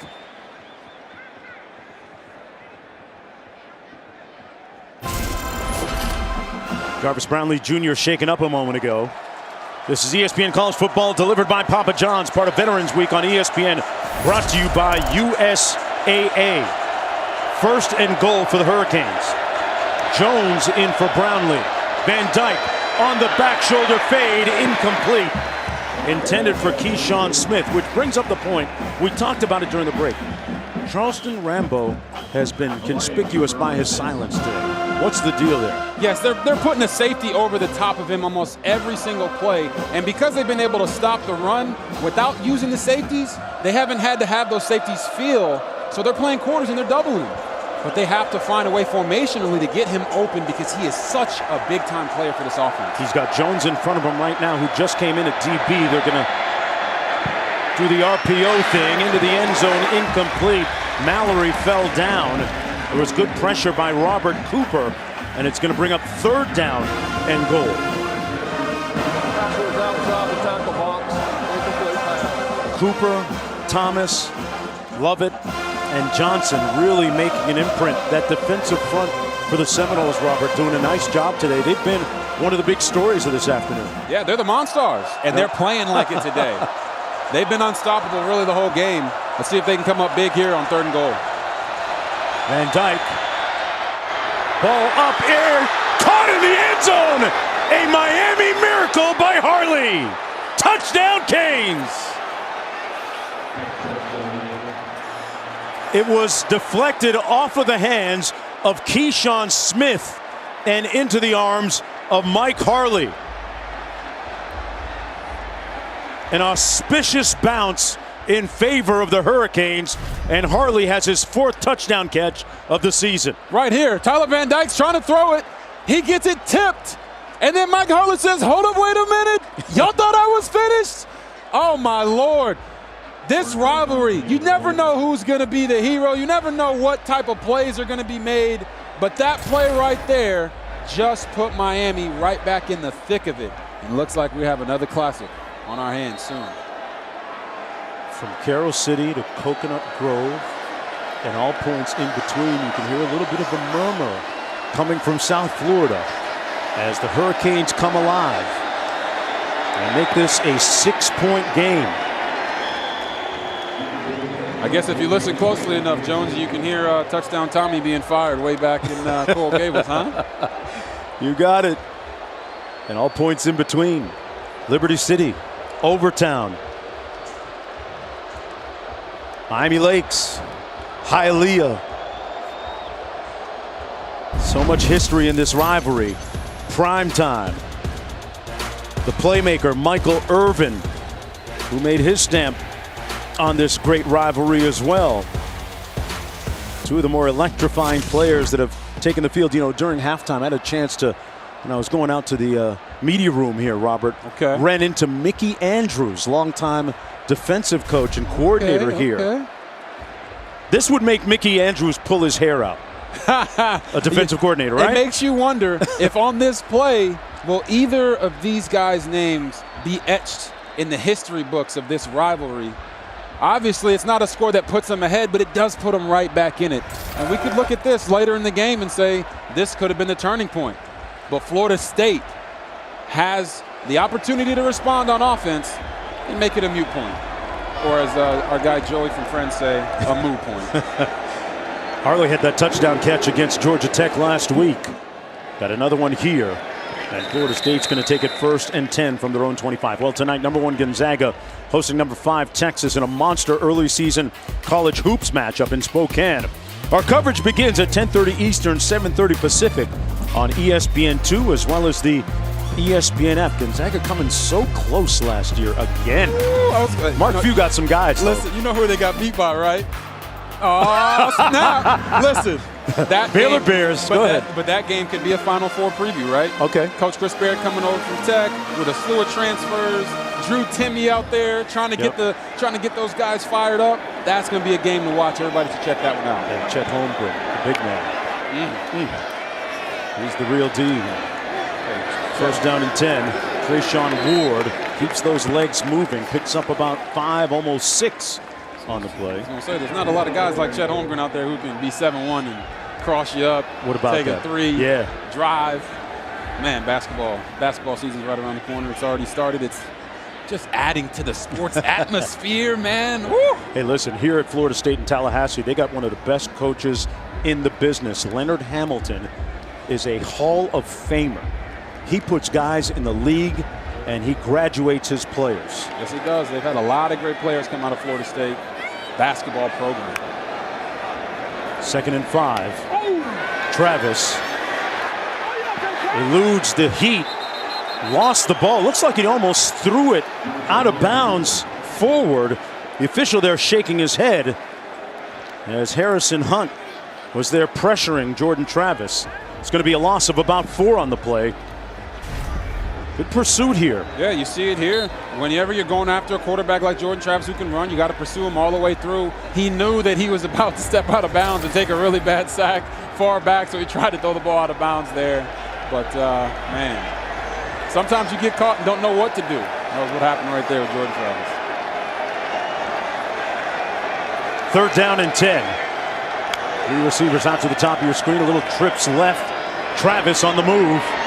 Pulls the trigger wide open at the 43-yard line. That's Douglas moving the chains with the 1st down. Yes, it is. And when we talked to offensive coordinator Kenny Dillingham, he said, listen, when we really need it, we're going to move the pocket on 3rd down to protect our quarterback and to protect our offensive line. And right there, Jordan Travis uses his legs and that arm that we've been talking about to find the open guy and move the chains on a big 3rd down. 6.5 minutes to go in the 3rd. Ward in the backfield after that 18-yard gain. Travis. There was some great ball handling, but there's going to be a flag called on Frierson. Had a handful of face masks. We could see it from 3 stories up in our booth here. That's going to tack on a little more yardage. Foul. Face mask, number 3 defense. 15 yards added to the end of the run. 1st down. Listen, I haven't played defense since high school, okay? But I know that when you get into these rivalry games and all the emotions are fired up and you really want to go out there and make a play, sometimes you grab a face mask here or there. I know a lot of defensive guys talk about it. When the offensive guy puts his head down, it changes where he's at.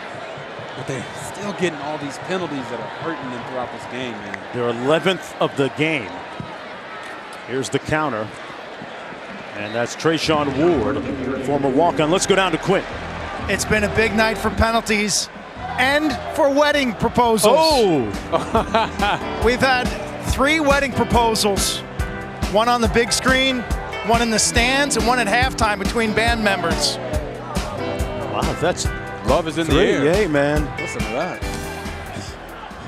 He was over there looking at her like she's the only one he's ever loved. A lot of dudes went to Jared's this week. Ball almost came out, and Travis got rocked. There were a bunch of guys there. Leonard Taylor, Steed, McLeod. It's going to be 3rd down coming up, a loss of 4 on the play. Miami's defense, no time for nuptials on that play. Yeah, they had no time for nuptials. And you're talking about all these penalties, but do penalties and asking someone to marry you really, does it really go together like that? Man, don't want to talk about Leonard Taylor had a great play right there getting in the backfield.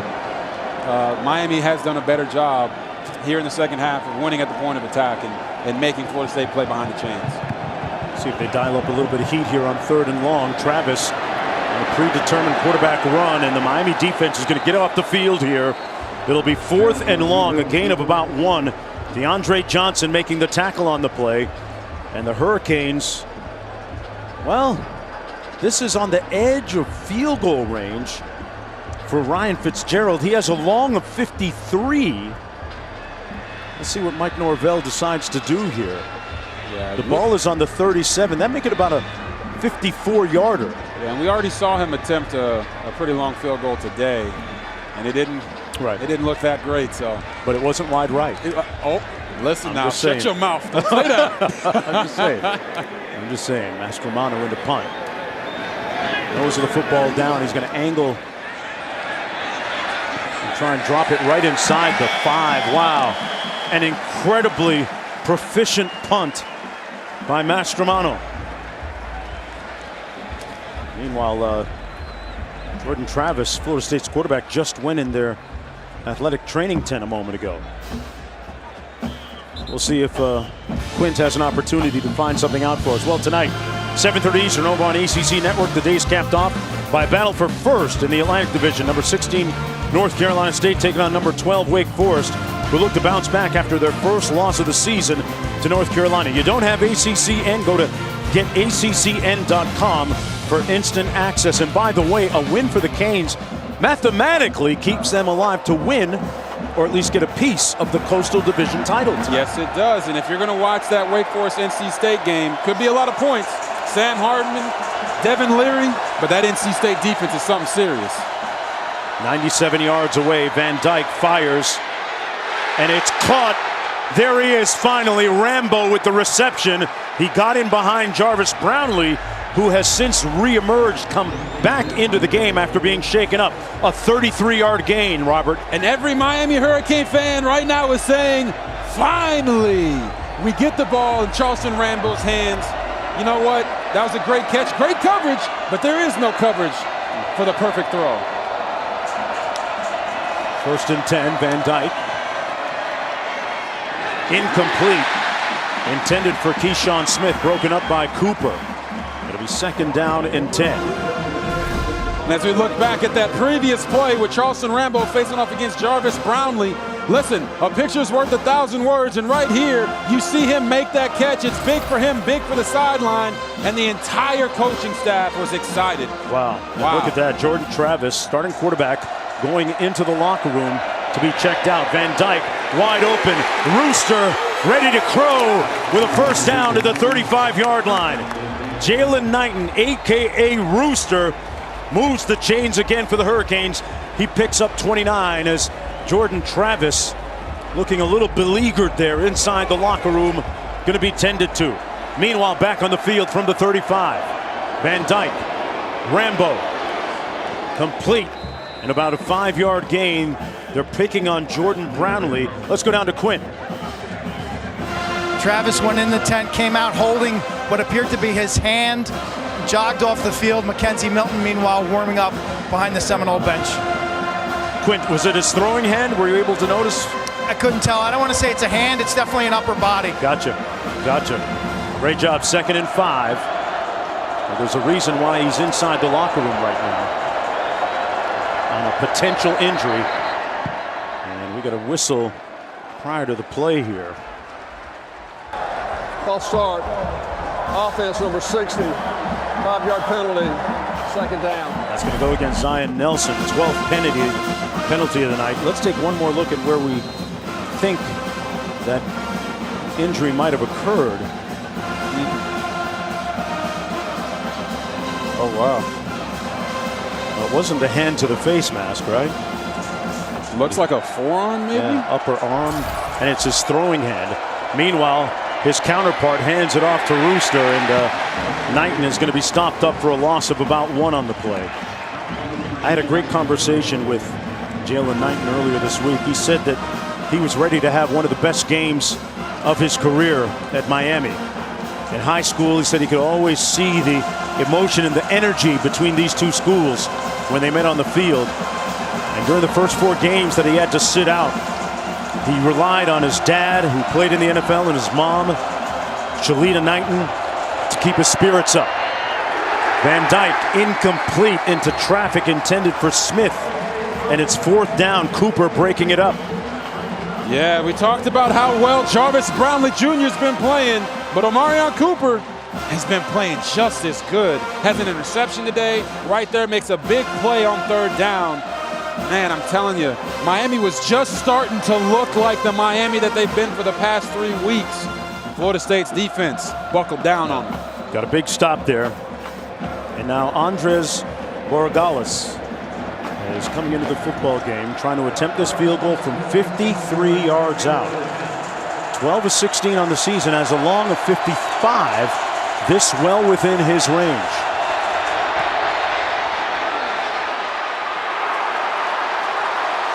And it might have been tipped at the line of scrimmage. Oh no, Jarvis there's Brownlee a flag ran down into the kicker. Oh, it was man. no good. Jarvis Brownlee. And that expression on his face says it all. Yep. You don't need the microphone from the official to know what happened here. Norvell was saying that he got pushed into him, but they always tell you once you get around there. 5-yard penalty running into the kicker, defense number 5. The penalty is 5 yards. We'll replay 4th down. So it's still 4th down, but they'll move it a little bit closer for Borregales. Yeah, it puts Brownlee in a tough position there, right? You're selling out around the edge, trying to get out there and block the kick, and you don't quite get there. Okay. Got to be able to slow yourself down or adjust your angle to be in front of the kicker, but it does look like he got pushed into it. It's just unfortunate, man. 4th down, it looks like they're going to go for it here. Van Dyke comes back onto the field as his counterpart, Jordan Travis, also reemerges from the locker room.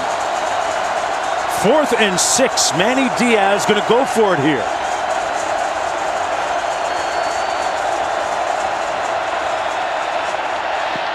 Delivers. Caught! Rambo with the 1st down at the 13. He was working against Brownlee and made a huge play. So Diaz does it with the gamble. Oh my, 4th and 6. This is a lot of drama for your mama right here, baby. And who do you go to? Charleston Rambo. Mama, there goes that man. And Rooster caught in the backfield. That's going to be a loss. Jermaine Johnson continues to put money on tape.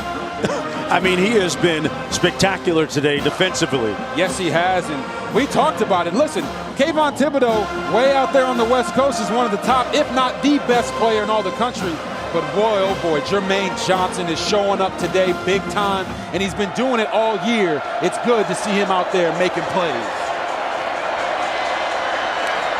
Franklin in the backfield. Van Dyke into the end zone. Incomplete, intended for Rambo, who was looking for his 5th reception, has 60 yards on 4. Man, I can tell you what, Tyler Van Dyke, a.k.a.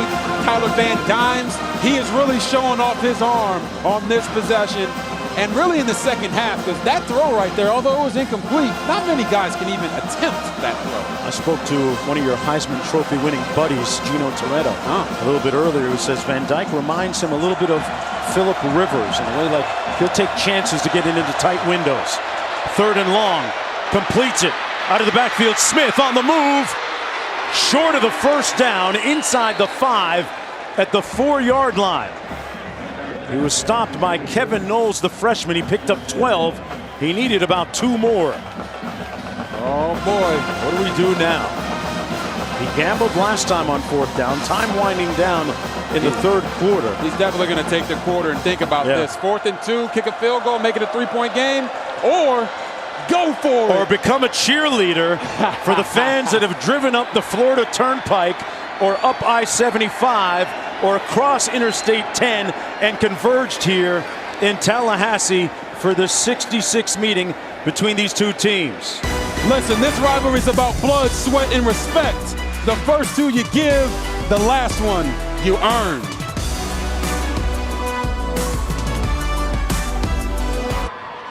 Here's what happened, folks, while we were away in commercial. Both players assessed, both teams assessed penalties as they met face-to-face, face mask to face mask at midfield, right on the Florida State logo. There was some dancing on the logo going on, and Florida State Seminoles apparently objecting to that. The enmity and the animus becoming apparent here as we start the 4th quarter. The Hurricanes with the football, 4th down and 2. Oh yeah, these men ain't afraid of turning it into a street fight, but they got to keep their emotions in check. Oh baby, here we go. They're going to go for it. Knighton in the backfield.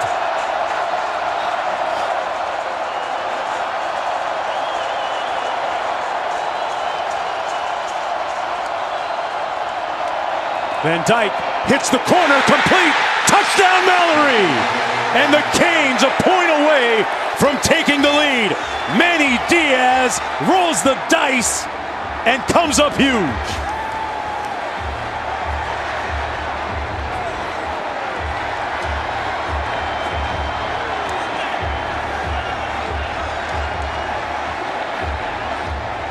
Apparently, Miami wasn't getting killed earlier. They were just getting mad. And now they've got all the momentum on their side, and they're making plays. And right here with this kick, They'll go into the lead 21-20. They make it. Mallory with his 3rd touchdown catch of the season, the 10th of his career. And after a long, laborious, workmanlike uphill climb, Miami has its first lead of the football game, 21-20. You know, sometimes the simplest plays are the ones that work. They bring Rambo across to some eye candy, and they just work Will Mallory into the flat, allowing Tyler Van Dyke to hit him in stride and get the touchdown. Junior out of Jacksonville, Florida. His dad played collegiately at Michigan, and Manny Diaz laser focused right now as his Hurricanes take a 1-point lead as we get underway here in the 4th quarter. Look at the numbers since that slow start. 13 of 21 for Tyler Van Dyke. And that has left a lot of the crowd here at Doak Campbell in stunned silence. But Jordan Travis is back on the sidelines after emerging from the locker room and being worked on by the athletic training staff. You know, we said that Miami didn't have any energy on the sideline, but now they do. And what does that say about Tyler Van Dyke? That he was able to come back from the struggles early in the game and ball out for his squad to put them back in the lead here in the 4th quarter.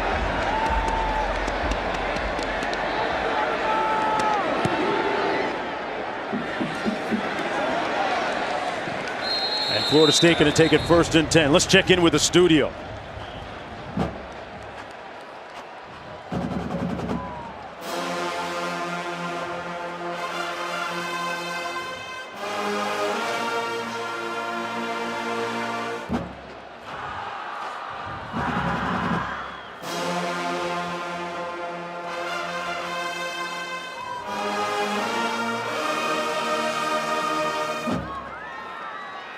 All right, back here, 14:56 to go in the 4th quarter.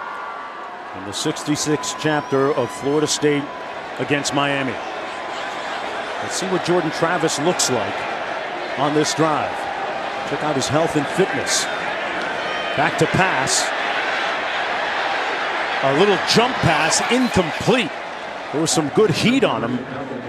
It was intended for McDonald. There was good pressure up front by the Hurricanes front. Timeout. An injured player.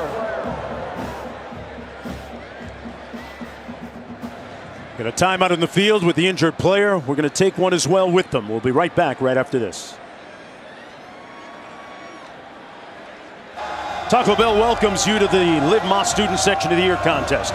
Use hashtag Student Section Sauce to get the committee's attention and go to ESPN.com/Taco Bell to see how your school can compete. They are all dressed up, ready to show out off the field as well. That was a great shot of the guarded and goal guys right there. Douglas in the backfield. Travis looking to pass. Down the sidelines, incomplete, intended for Parchment. Andrew Parchment, the senior from Cypress Bay High School in Weston, Florida.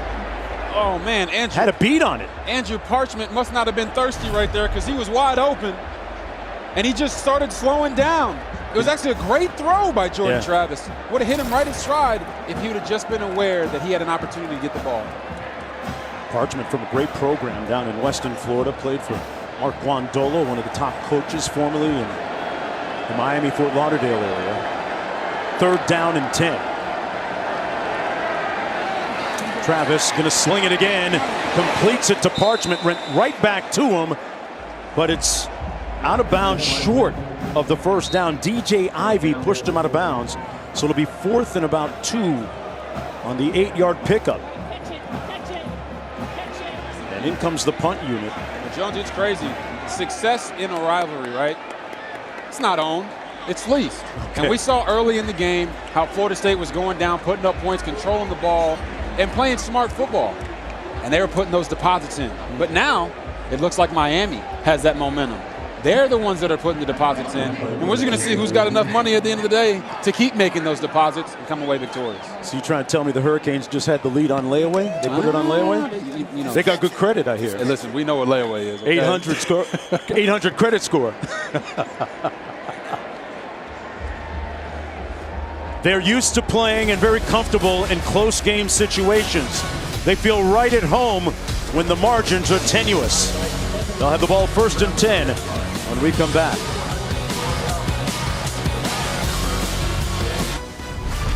ESPN College Football is delivered by Papa John's. It's Bacon Mania at Papa John's with the new Triple Bacon Pizza. Order today.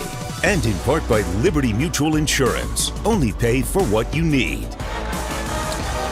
Even with a relatively small population, roughly 196,000, the city of Tallahassee has more than 24 galleries and 15 museums. We'll walk around town and observe a little bit of artwork. Seminoles trying to paint a happy ending. And a wonderful picture here in this 66th edition of this rivalry. Van Dyke sliding in safely for an 8-yard gain on the play. One thing about Van Dyke, that if you look at his comportment, his disposition, since the opening kickoff, it's been very level, Robert. Not too high, not too low, just right in the middle, regardless of those early miscues that he had. Yeah, and the thing he did really well there was when it's time to go, you go. Here's Rooster on the run. Tripped up short of the first down by a yard, but it looks like there's a flag down. Illegal substitution, defense. The place player did not get off the field before the snap. That's a 5-yard penalty. The result of the penalty is a first down. First down, Hurricanes. Here's the look. This is what leadership looks like. His voice intoning passionately on the sidelines. And as a freshman, a guy that has really helped revive and resuscitate the Hurricane season from the time he took over. He has, and that's why we were so shocked earlier in the game when he wasn't playing as well, because these last 3 weeks he's been on fire. Off the RPO, taking a shot deep on the post and overshoots his receiver, Rambo. You know, after the North Carolina loss, offensive coordinator Rhett Lashley took him aside and out of the quarterback's room, Robert, and you comment on this after. I want to get your perspective on it. And he said, hey, listen, tell me what you really see. Got him in a room by himself. Tell me what you really see, how you really feel about things. And Lashley said he wanted him to be real amongst just the two of them. Yeah, Rhett Lashley talked about how, you know, sometimes when you're around a group of people, you don't want to say what you really think or what was really going on. So he took him off by himself, and he got him to open up. And that has helped their relationship, and that relationship between play caller and quarterback is the most important thing. Timeout. Miami, first charge, timeout. And right now, Coach Lashley is hotter than July. Back after this. Tyler Van Dyke and the Canes back in Tallahassee. It was a young quarterback in his meeting with offensive coordinator Rhett Lashley. Lashley said, what are you seeing? What are you seeing? Tell me why. They had a calm dialogue. And now Van Dyke, you see his humbleness, his confidence. Gets rid of it in time too, Quint, to his main target, Rambo.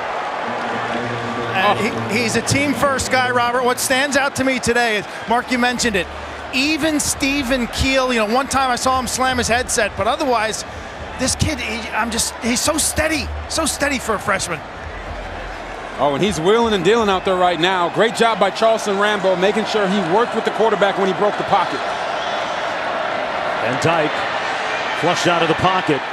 Got a lot of real estate ahead of him. Got a good block, too, inside the 30. Trips inside the 25-yard line, and the Canes offense on a roll right now.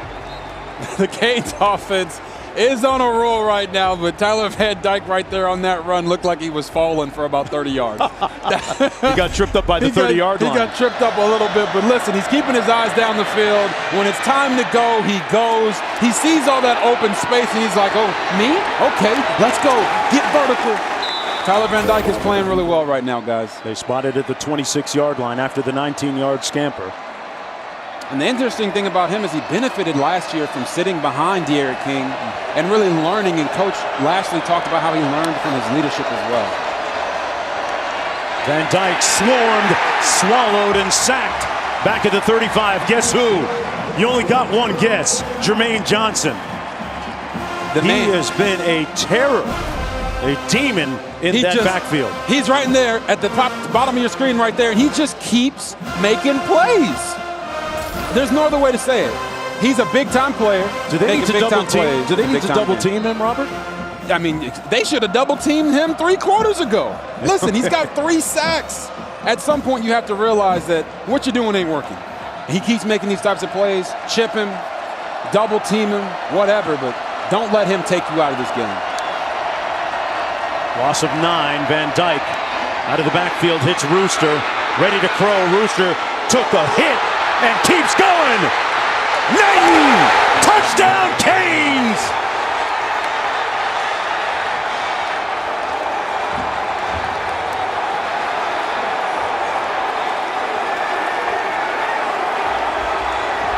The Rooster got rocked, but kept on going. A 35-yard touchdown catch and superlative, sublime run after the catch for the score.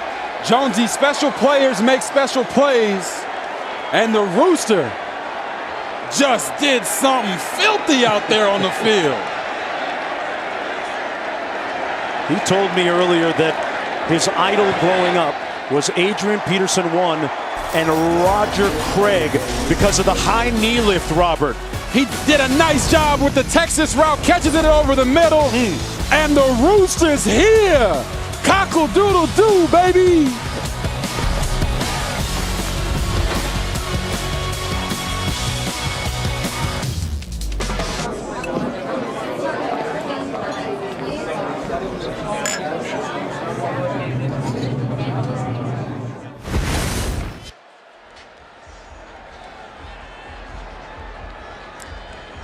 A stunning turnaround here in the second half.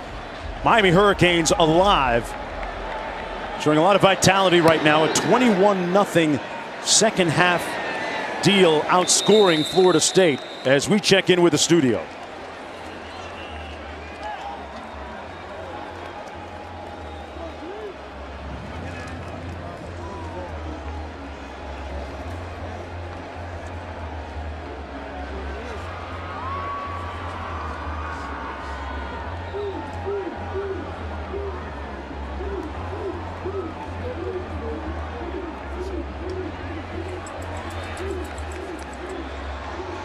All right, 11:04 to go in the fourth quarter. Trayshawn Ward in the backfield. And it's still Jordan Travis in at quarterback. Douglas in motion. Handoff to Ward. And Ward with a nice gain of about 3. Well, this was the scene on the sidelines a moment ago. Knighton, a.k.a. Rooster, being prompted by his teammates. You can feel the swag coming back a little bit. The drip sold separately. The drip is sold separately, and there's Ed Reed. He's loving what he's seeing right now. Second down and 3. Reed, a Hall of Famer. One of the GOATs, one of the best ever to it. And that's Trayshawn Ward picking up the first down. Reed with a prominent role as part of the Hurricanes program, hired by Manny Diaz a couple of years ago, chief of staff, and his influence on the sidelines and locker room with administrators cannot be overstated. Just imagine, right? You go to the U, there's Ed Reed. He's not coaching yet, but he's there. You can bounce ideas off of him, and just his presence in that building has to be phenomenal for those young men. Corbin in the backfield on 1st and 10. Great moves by Jordan Travis, and got down after a 5-yard gain. Look at the stark contrast between the first and second half for Mike Norvell's team. 3 punts, a field goal. They lost a fumble and missed a field goal.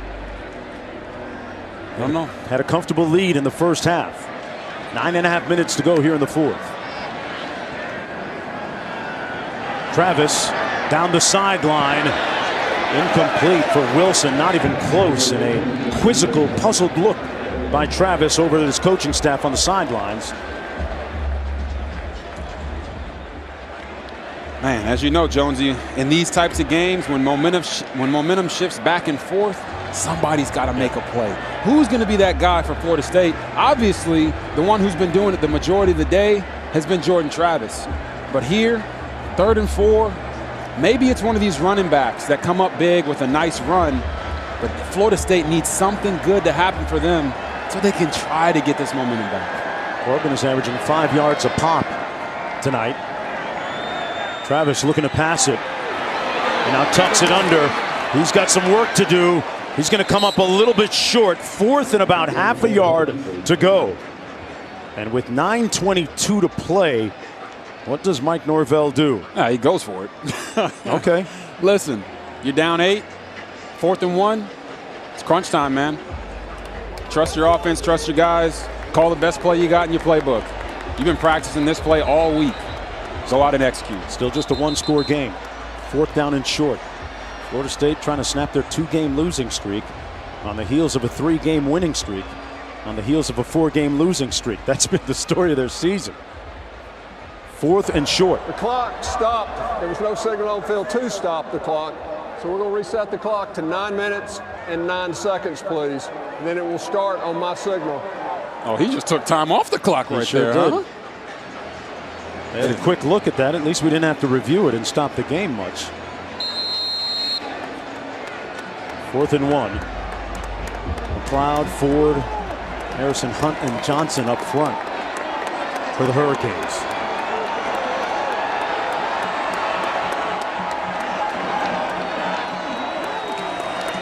He's going to do it himself. Ward. Boy, that's going to be a big hit. Let's see where they spot it. It looks like he got the first down. Remember, that line that we have on your television screen is merely an approximation. It is not exact. Steed came up from his will linebacker spot and brought some smoke on that hit. Yeah, it really looked like Jordan Travis might get that with ease, but he ran into a buzzsaw real quick, and I think he still got enough for the first down. By that much. The length of the football. They keep the drive alive. 1st down and 10 for Jordan Travis out of West Palm Beach, Florida. A guy that coaches rave about in terms of how much he cares about his teammates and how much he cares about his individual performance.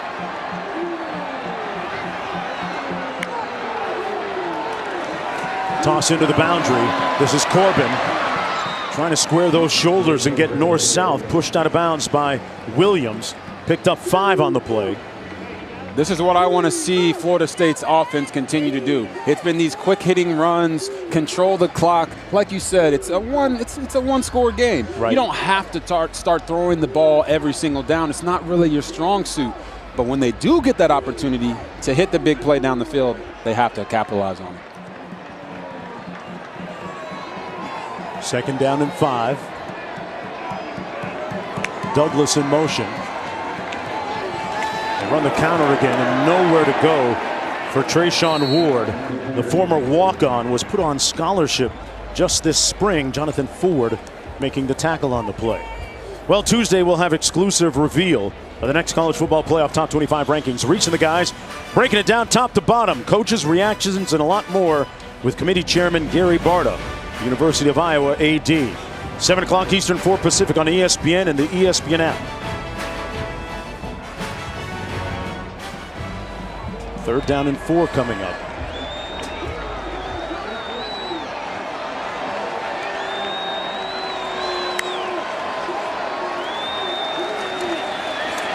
And Travis under duress completes it. A flag down. The catch made by Williamson. A lot going on here, a lot to unpack. Is it a 1st down? Will it stand because of the flag? Marcus Clark made the tackle. Personal foul. Continued hands to the face. Defense number 33. A 15-yard penalty. 1st down. Chance Williams called for the penalty here. Hands to the face. Yeah, number 33 right here on your screen just continues to put his hands in the face.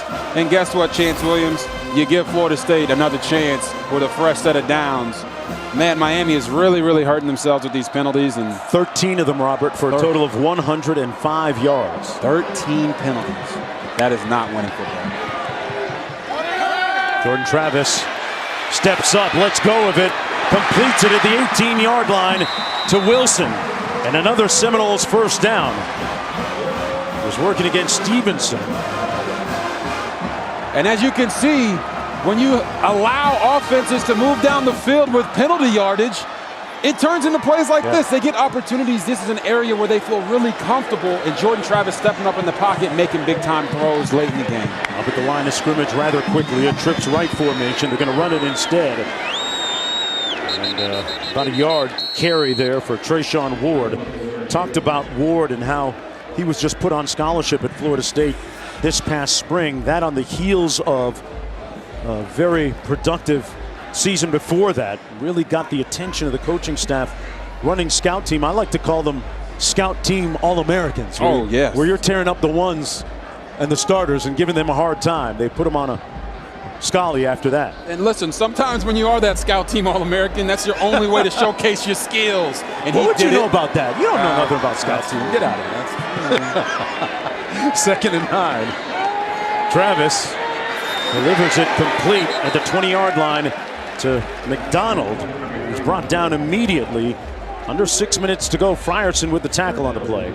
And they say Gilbert Frierson is one of their emotional leaders, and you see him. Look, he's playing with his emotions on his sleeves. I think he got braids with beads in him back there. My Lord, this guy's got all the swag. You got to have a lot of confidence to wear braids with beads in them. Yes, sir. Frierson out of Coconut Grove, Florida. 3rd down and 11.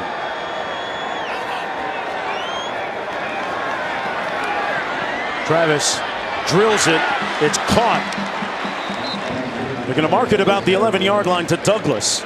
And he's going to be about 4 yards shy of the first down. Tyreek Stevenson there to meet him immediately on the 8-yard gain. 4th down, and in comes the field goal unit to a smattering of chorus of light boos here.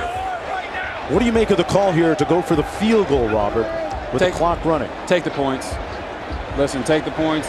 That way when you come back, your defense gets a stop, right? You're trusting your defense to get that stop, and you score. Now you win the game. Now you don't have to score and go for 2. It's a smart decision. Fitzgerald, 2 of 3 today, knocks this one through from 29 yards out. The margin is down to 5.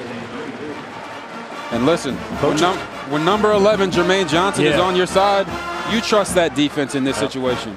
These guys have to step up and make the plays to give their offense back the ball. And maybe we're in store for another one of those classics. But if you're Miami, you get the ball 4 minutes, 4-minute drill. You have to possess the ball and run the clock out so that Florida State doesn't have a fighting chance to win this game. There's a look at one of the big playmakers for Florida State today. Let's take a look at this week's college football playoff rankings brought to you by Goodyear.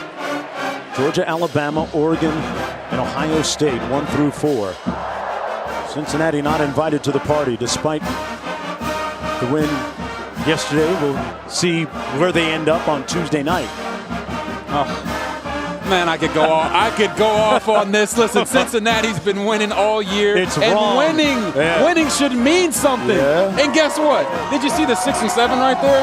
You got Michigan and Michigan State. How in the world is Michigan ranked higher than Michigan State when they just played a couple weeks ago and Michigan State won the game? Hey, bro. Come on now. Bro, they're your friends. You visited them, the committee, right? This is unbelievable. You went down and did the mock college football playoff scenarios. Sure did, and walked out mad. They're your friends. Those are your people. 5-point lead. Let's go back to the studio.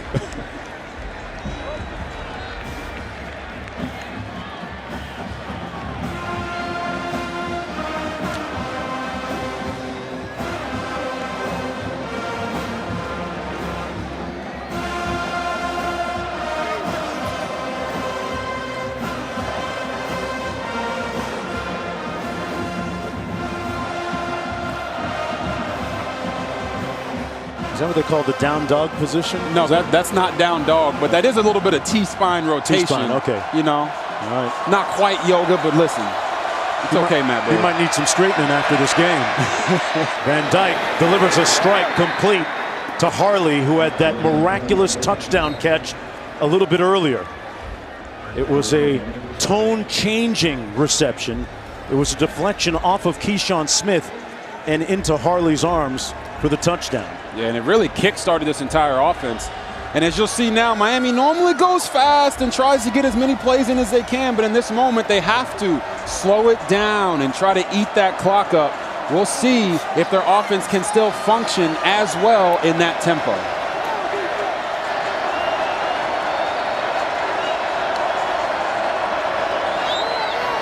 Handed off, Knighton. He hasn't put up the staggering numbers that he did a week ago, but he's been very dependable. 15 rushes, now 16 for about 31 yards. But good enough for him to keep them honest defensively, Robert? Yes, he keeps them honest defensively, and you saw right there, everything that Miami normally does is fast, but even the mesh point right there was slow. And Knighton's really seen a bigger impact in the passing game, as you see. 2 catches, 64 yards. He says he can do it all, and he's kind of showing that even though they have a little, shut him down a little bit in the running game. Van Dyke, little bubble screen to Harley, broke 1 tackle and gained about 3 on the play. Knowles making the stop. It'll be 3rd down coming up. Big time 3rd down. As you see that clock continues to wind down, it'll be inside 3 minutes before this next play gets run. They get another 1st down here. It's just going to put more and more pressure on this Florida State defense to come up with big time stops. Huge call coming up for Rhett Lashley, the offensive coordinator. You saw a moment ago. 3rd down and 4.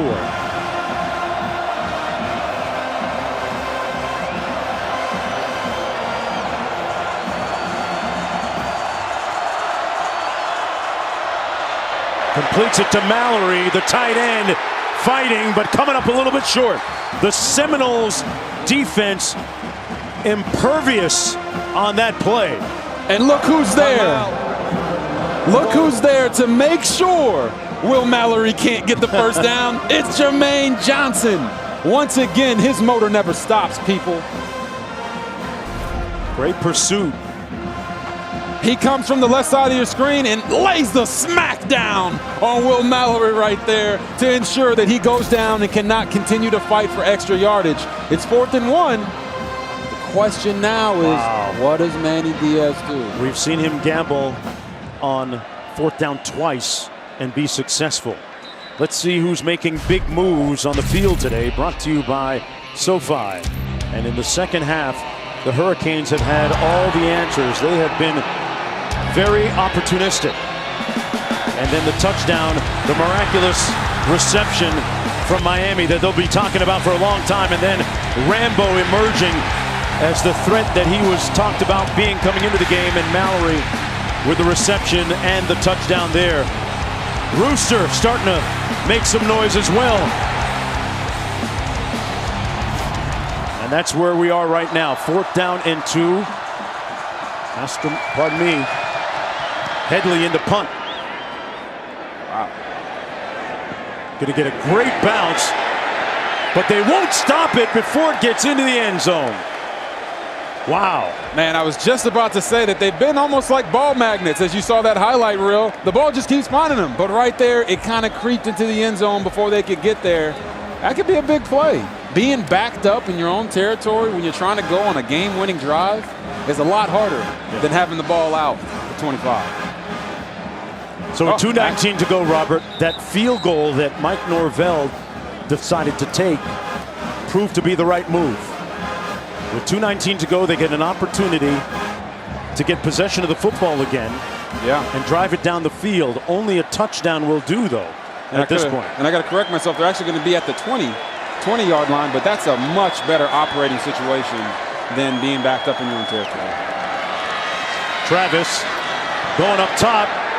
Caught! Douglas! Huge! The Seminoles strike on the first play. And we talked about it. They needed to run the ball, but when they have an opportunity to make a big play down the field, they've got to do it. And who does it? It's the man out the slot, Juki Douglas. Look at this man flying down the field. He said, you want to go one-on-one? No, no, no, no. That's a bad idea. 59-yard pickup, first down and 10. Under 2 minutes to go. Florida State with 2 timeouts remaining. From the 21. Travis handing it off between the tackles. It's Jashawn Corbin. No gain on the play. Maybe a gain of 1. Second down. Man, this stadium is alive right now. I don't think I've heard them cheer that loud the entire game. It shows you how much it means. Or perhaps season, Robert, the way it's been here this year in Tallahassee. Very true, Jonesy. Little blitz coming for the Hurricanes. Into the end zone. Oh, contact, no flag. Kinchins was there closely with Douglas. And it almost looked like Douglas ran him over.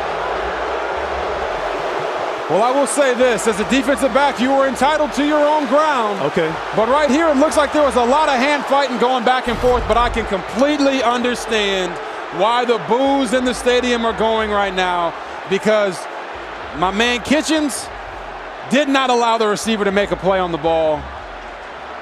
But hey, sometimes it's tough to tell who's holding who. Kitchens might have saved himself there by acting like he was trying to catch the ball there. 3rd down and 9. Yeah, we got a flag down. There might have been a little movement up front by the Hurricanes. And that has been the story of the game for Miami. Penalties. False start. Offense number 76. This one's going to go against 5-yard penalty. Florida State. Yeah, it looks like they could have had a penalty on Miami there, the previous play. But right there, they get Florida State for a false start. Man, I was going to say maybe the refs don't want to take the game into their own hands and affect it. But I guess a false start's a little easier to call than a pass interference. Earlier this season, the Seminoles had big problems with penalties. That was their 8th of this game, 3rd and 14. Travis, ball comes out loose, and it's an incomplete pass. He's looking for Douglas again, so now 4th and 14 with 1:05 to go. They've got to get to about the 11-yard line for the first down. They've got 2 timeouts remaining, as does Miami. Yeah, they've got no choice. They have to go for it. You know, we talked with offensive coordinator Kenny Dillingham, and he said in these situations, in a gotta-have-it situation, they may max protect and just work a 2 or 3 man concept down the field. We'll just see if Miami is going to bring pressure here or if they're going to play coverage on a 4th and 14. Big-time call here from Manny Diaz. From the 25. Travis delivers. Caught! Parchment! Down to the 1!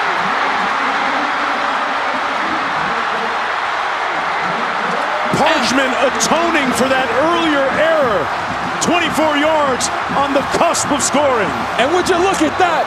When you need it the most, Jordan Travis steps up and he uses his arm on 4th and 14 to get the big-time conversion to Andrew Parchment. And look at that smile on his face. They're going to see where he will be marked down. Rolling on the field, if the runner was short of the goal line, that play is under further review. You saw that smile on Jordan Travis's face walking off the field because he knows he just made a big-time play. And right here, Andrew Parchment is clearly down. He's not into the end zone. Right here, you see the ball, wrist, all of that is down. Short of the end zone there. Short of the end zone. Here he is, trying to find it. Boom, gets hit. Let's see where the elbow, yep, elbow's down. That's actually not that definitive a look right there. Not going to lie to you. But the other look was, the previous look was pretty clear. His wrist and elbow were down before he got into the end zone. But man, look at this. This guy's a transfer from Kansas. He's coming over. He had the mistake, as you talked about, Jonesy, earlier when he wasn't paying attention. He was paying attention on that one, though. Second reception of the afternoon, of the night for Andrew Parchment. One of the many talented players out of that South Florida area that is playing for the Seminoles. As I mentioned, here's the call. Further review, the ruling on the field that the runner was just short of the goal line, that ruling is confirmed. It will be Florida State's ball, 1st and goal from inside the 1-yard line. Boy, what a pass by Jordan Travis, though. He delivered a dime to Parchment. Everybody, including us, have talked about his legs the entire game, how he's gone out here and been electrifying. But it's his arm, 18 of 26 for 274 yards. And in the biggest moments, he's made the right play. A game that has seen him go into the locker room to be attended to by the athletic training staff and then re-emerging. This is very much like the Syracuse drive when he led his team down the field for the game-winning score. But can he do it again against the Hurricanes under the bright lights?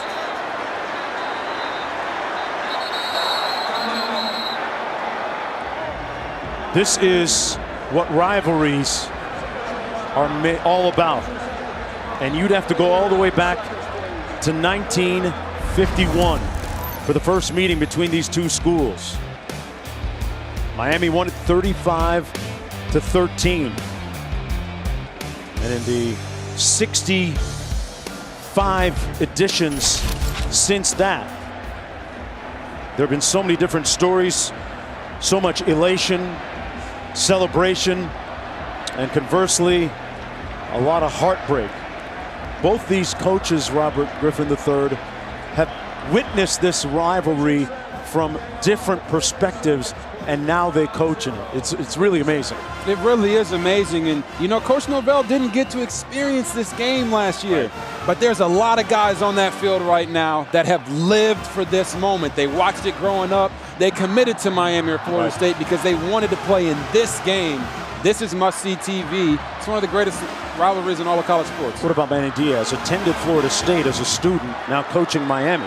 You talk about the cross-pollination so many different ways in this game. Here we go, 1st and goal.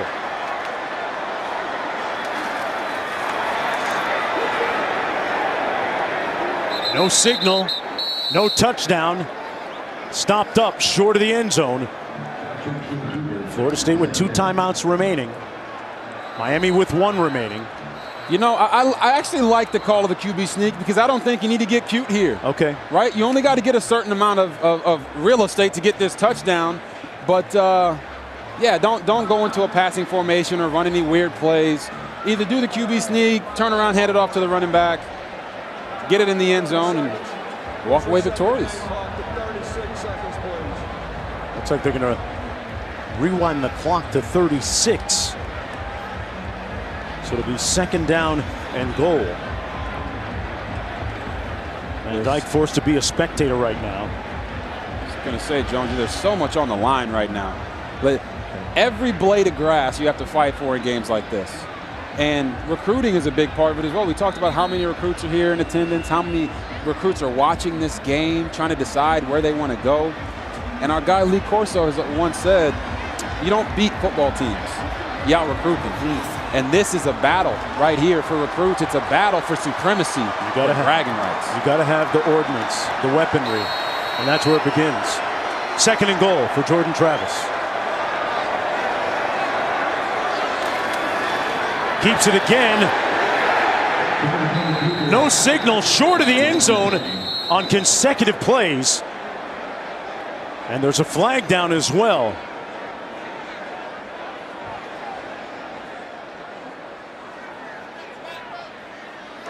Offside. Defense. Oh, man.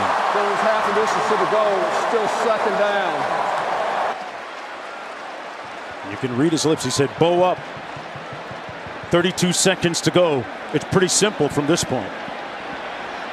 It's goal line stand or goal line touchdown, right? They seem to be willing to just line up in the QB sneak formation and try to find different gaps to get it through. And this game that's shaping up to be a real epic classic. The clock will start on my signal. The first rivalry game between these schools without Bobby Bowden. 2nd and goal coming up.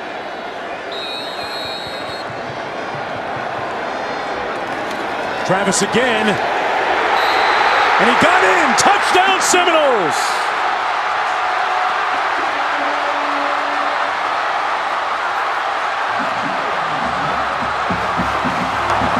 Moving on the field. It's a touchdown. Play is under further review.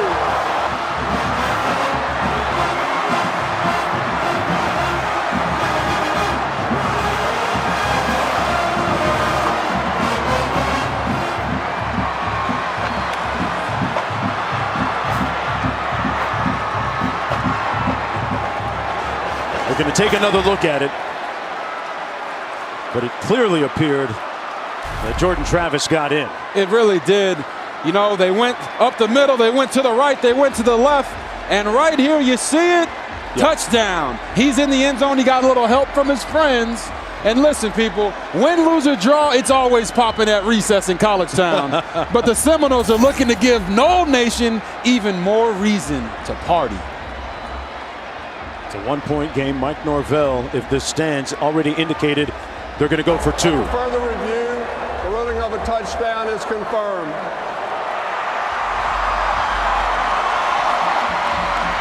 So the Hurricanes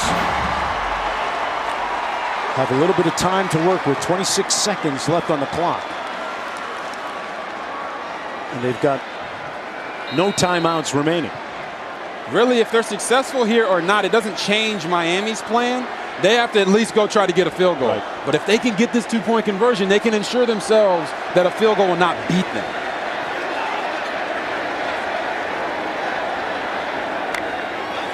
Oh! Wow, there's more movement up front. Doesn't Travis matter. says, don't worry about it, I got this. JT. Offside, defense, penalty is declined. The point after is good. As in JT money. He was cash.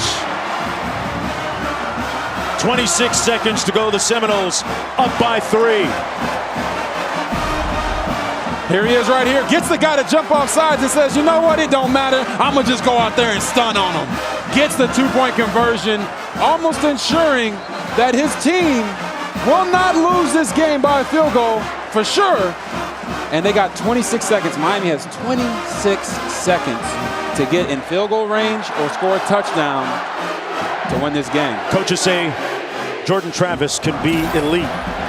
And he showed elite discernment and dominion over the offense on that last drive. That's the second time, folks, that he's done it. He did it earlier this year in a comeback against Syracuse when it looked like they might be dead.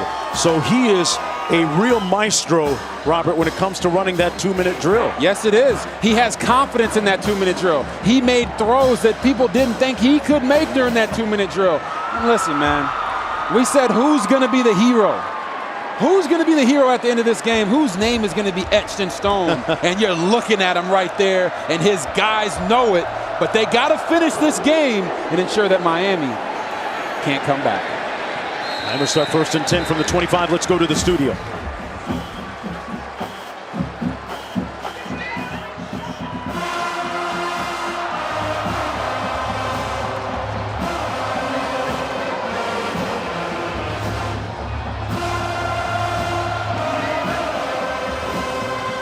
Miami with one last gasp effort, starting from their own 25-yard line. At one point, they had a 21-0 scoring streak and binge here in the second half, only to see Jordan Travis rally the Seminoles offense to retake the lead.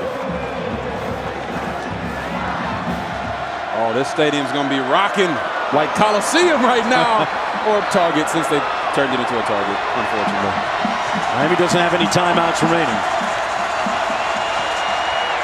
Van Dyke. Incomplete, intended for Rambo at the 45. Battling against Cooper.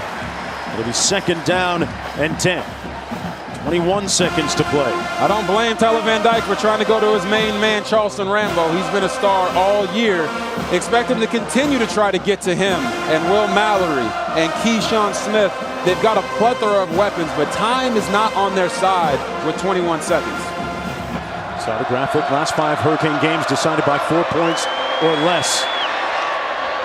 incomplete over the middle. It'll be 3rd down and 10. Keyshawn Smith, the closest receiver for Van Dyke. 16 seconds to play. And you want to talk about the closest receiver? Well, look at that man right there again, Jermaine Johnson, number 11, making Tyler Van Dyke throw the ball earlier than he wanted to. Man, the amount of impact he has had in this game is unprecedented. This guy is a bona fide baller.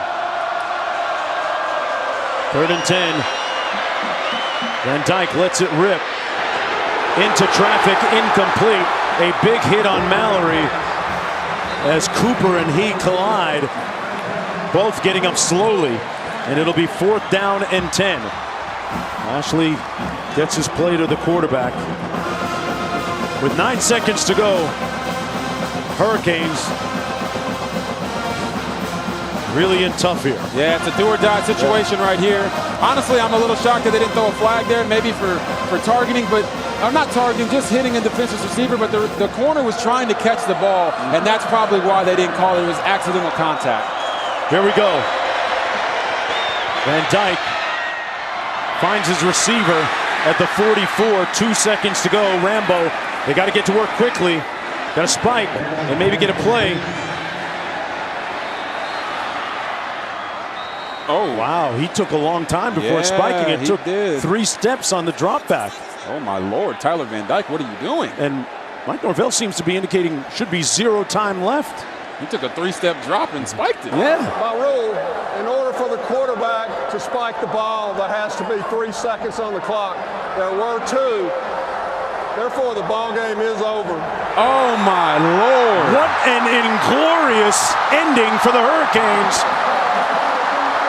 And the Seminoles say less. We got it. Florida State ends their 4-game losing streak against their neighbors to the south. And it's time to dance and party.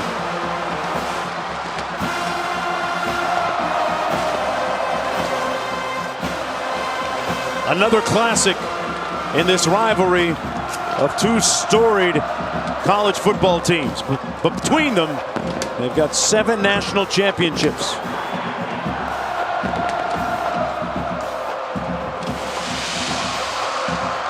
Neither in the championship picture this year, but still, it's about pride, and it showed glowingly today from both sides. 31-28 the final score. The Seminoles win it. Stay tuned for Texas A&M and Ole Miss coming up next. For Quint Kesenick and Robert Griffin III and our entire talented crew, I'm Mark Jones. What a scene. Through the smoke, the Seminoles emerge victorious. So long, everybody, from Tallahassee, Florida.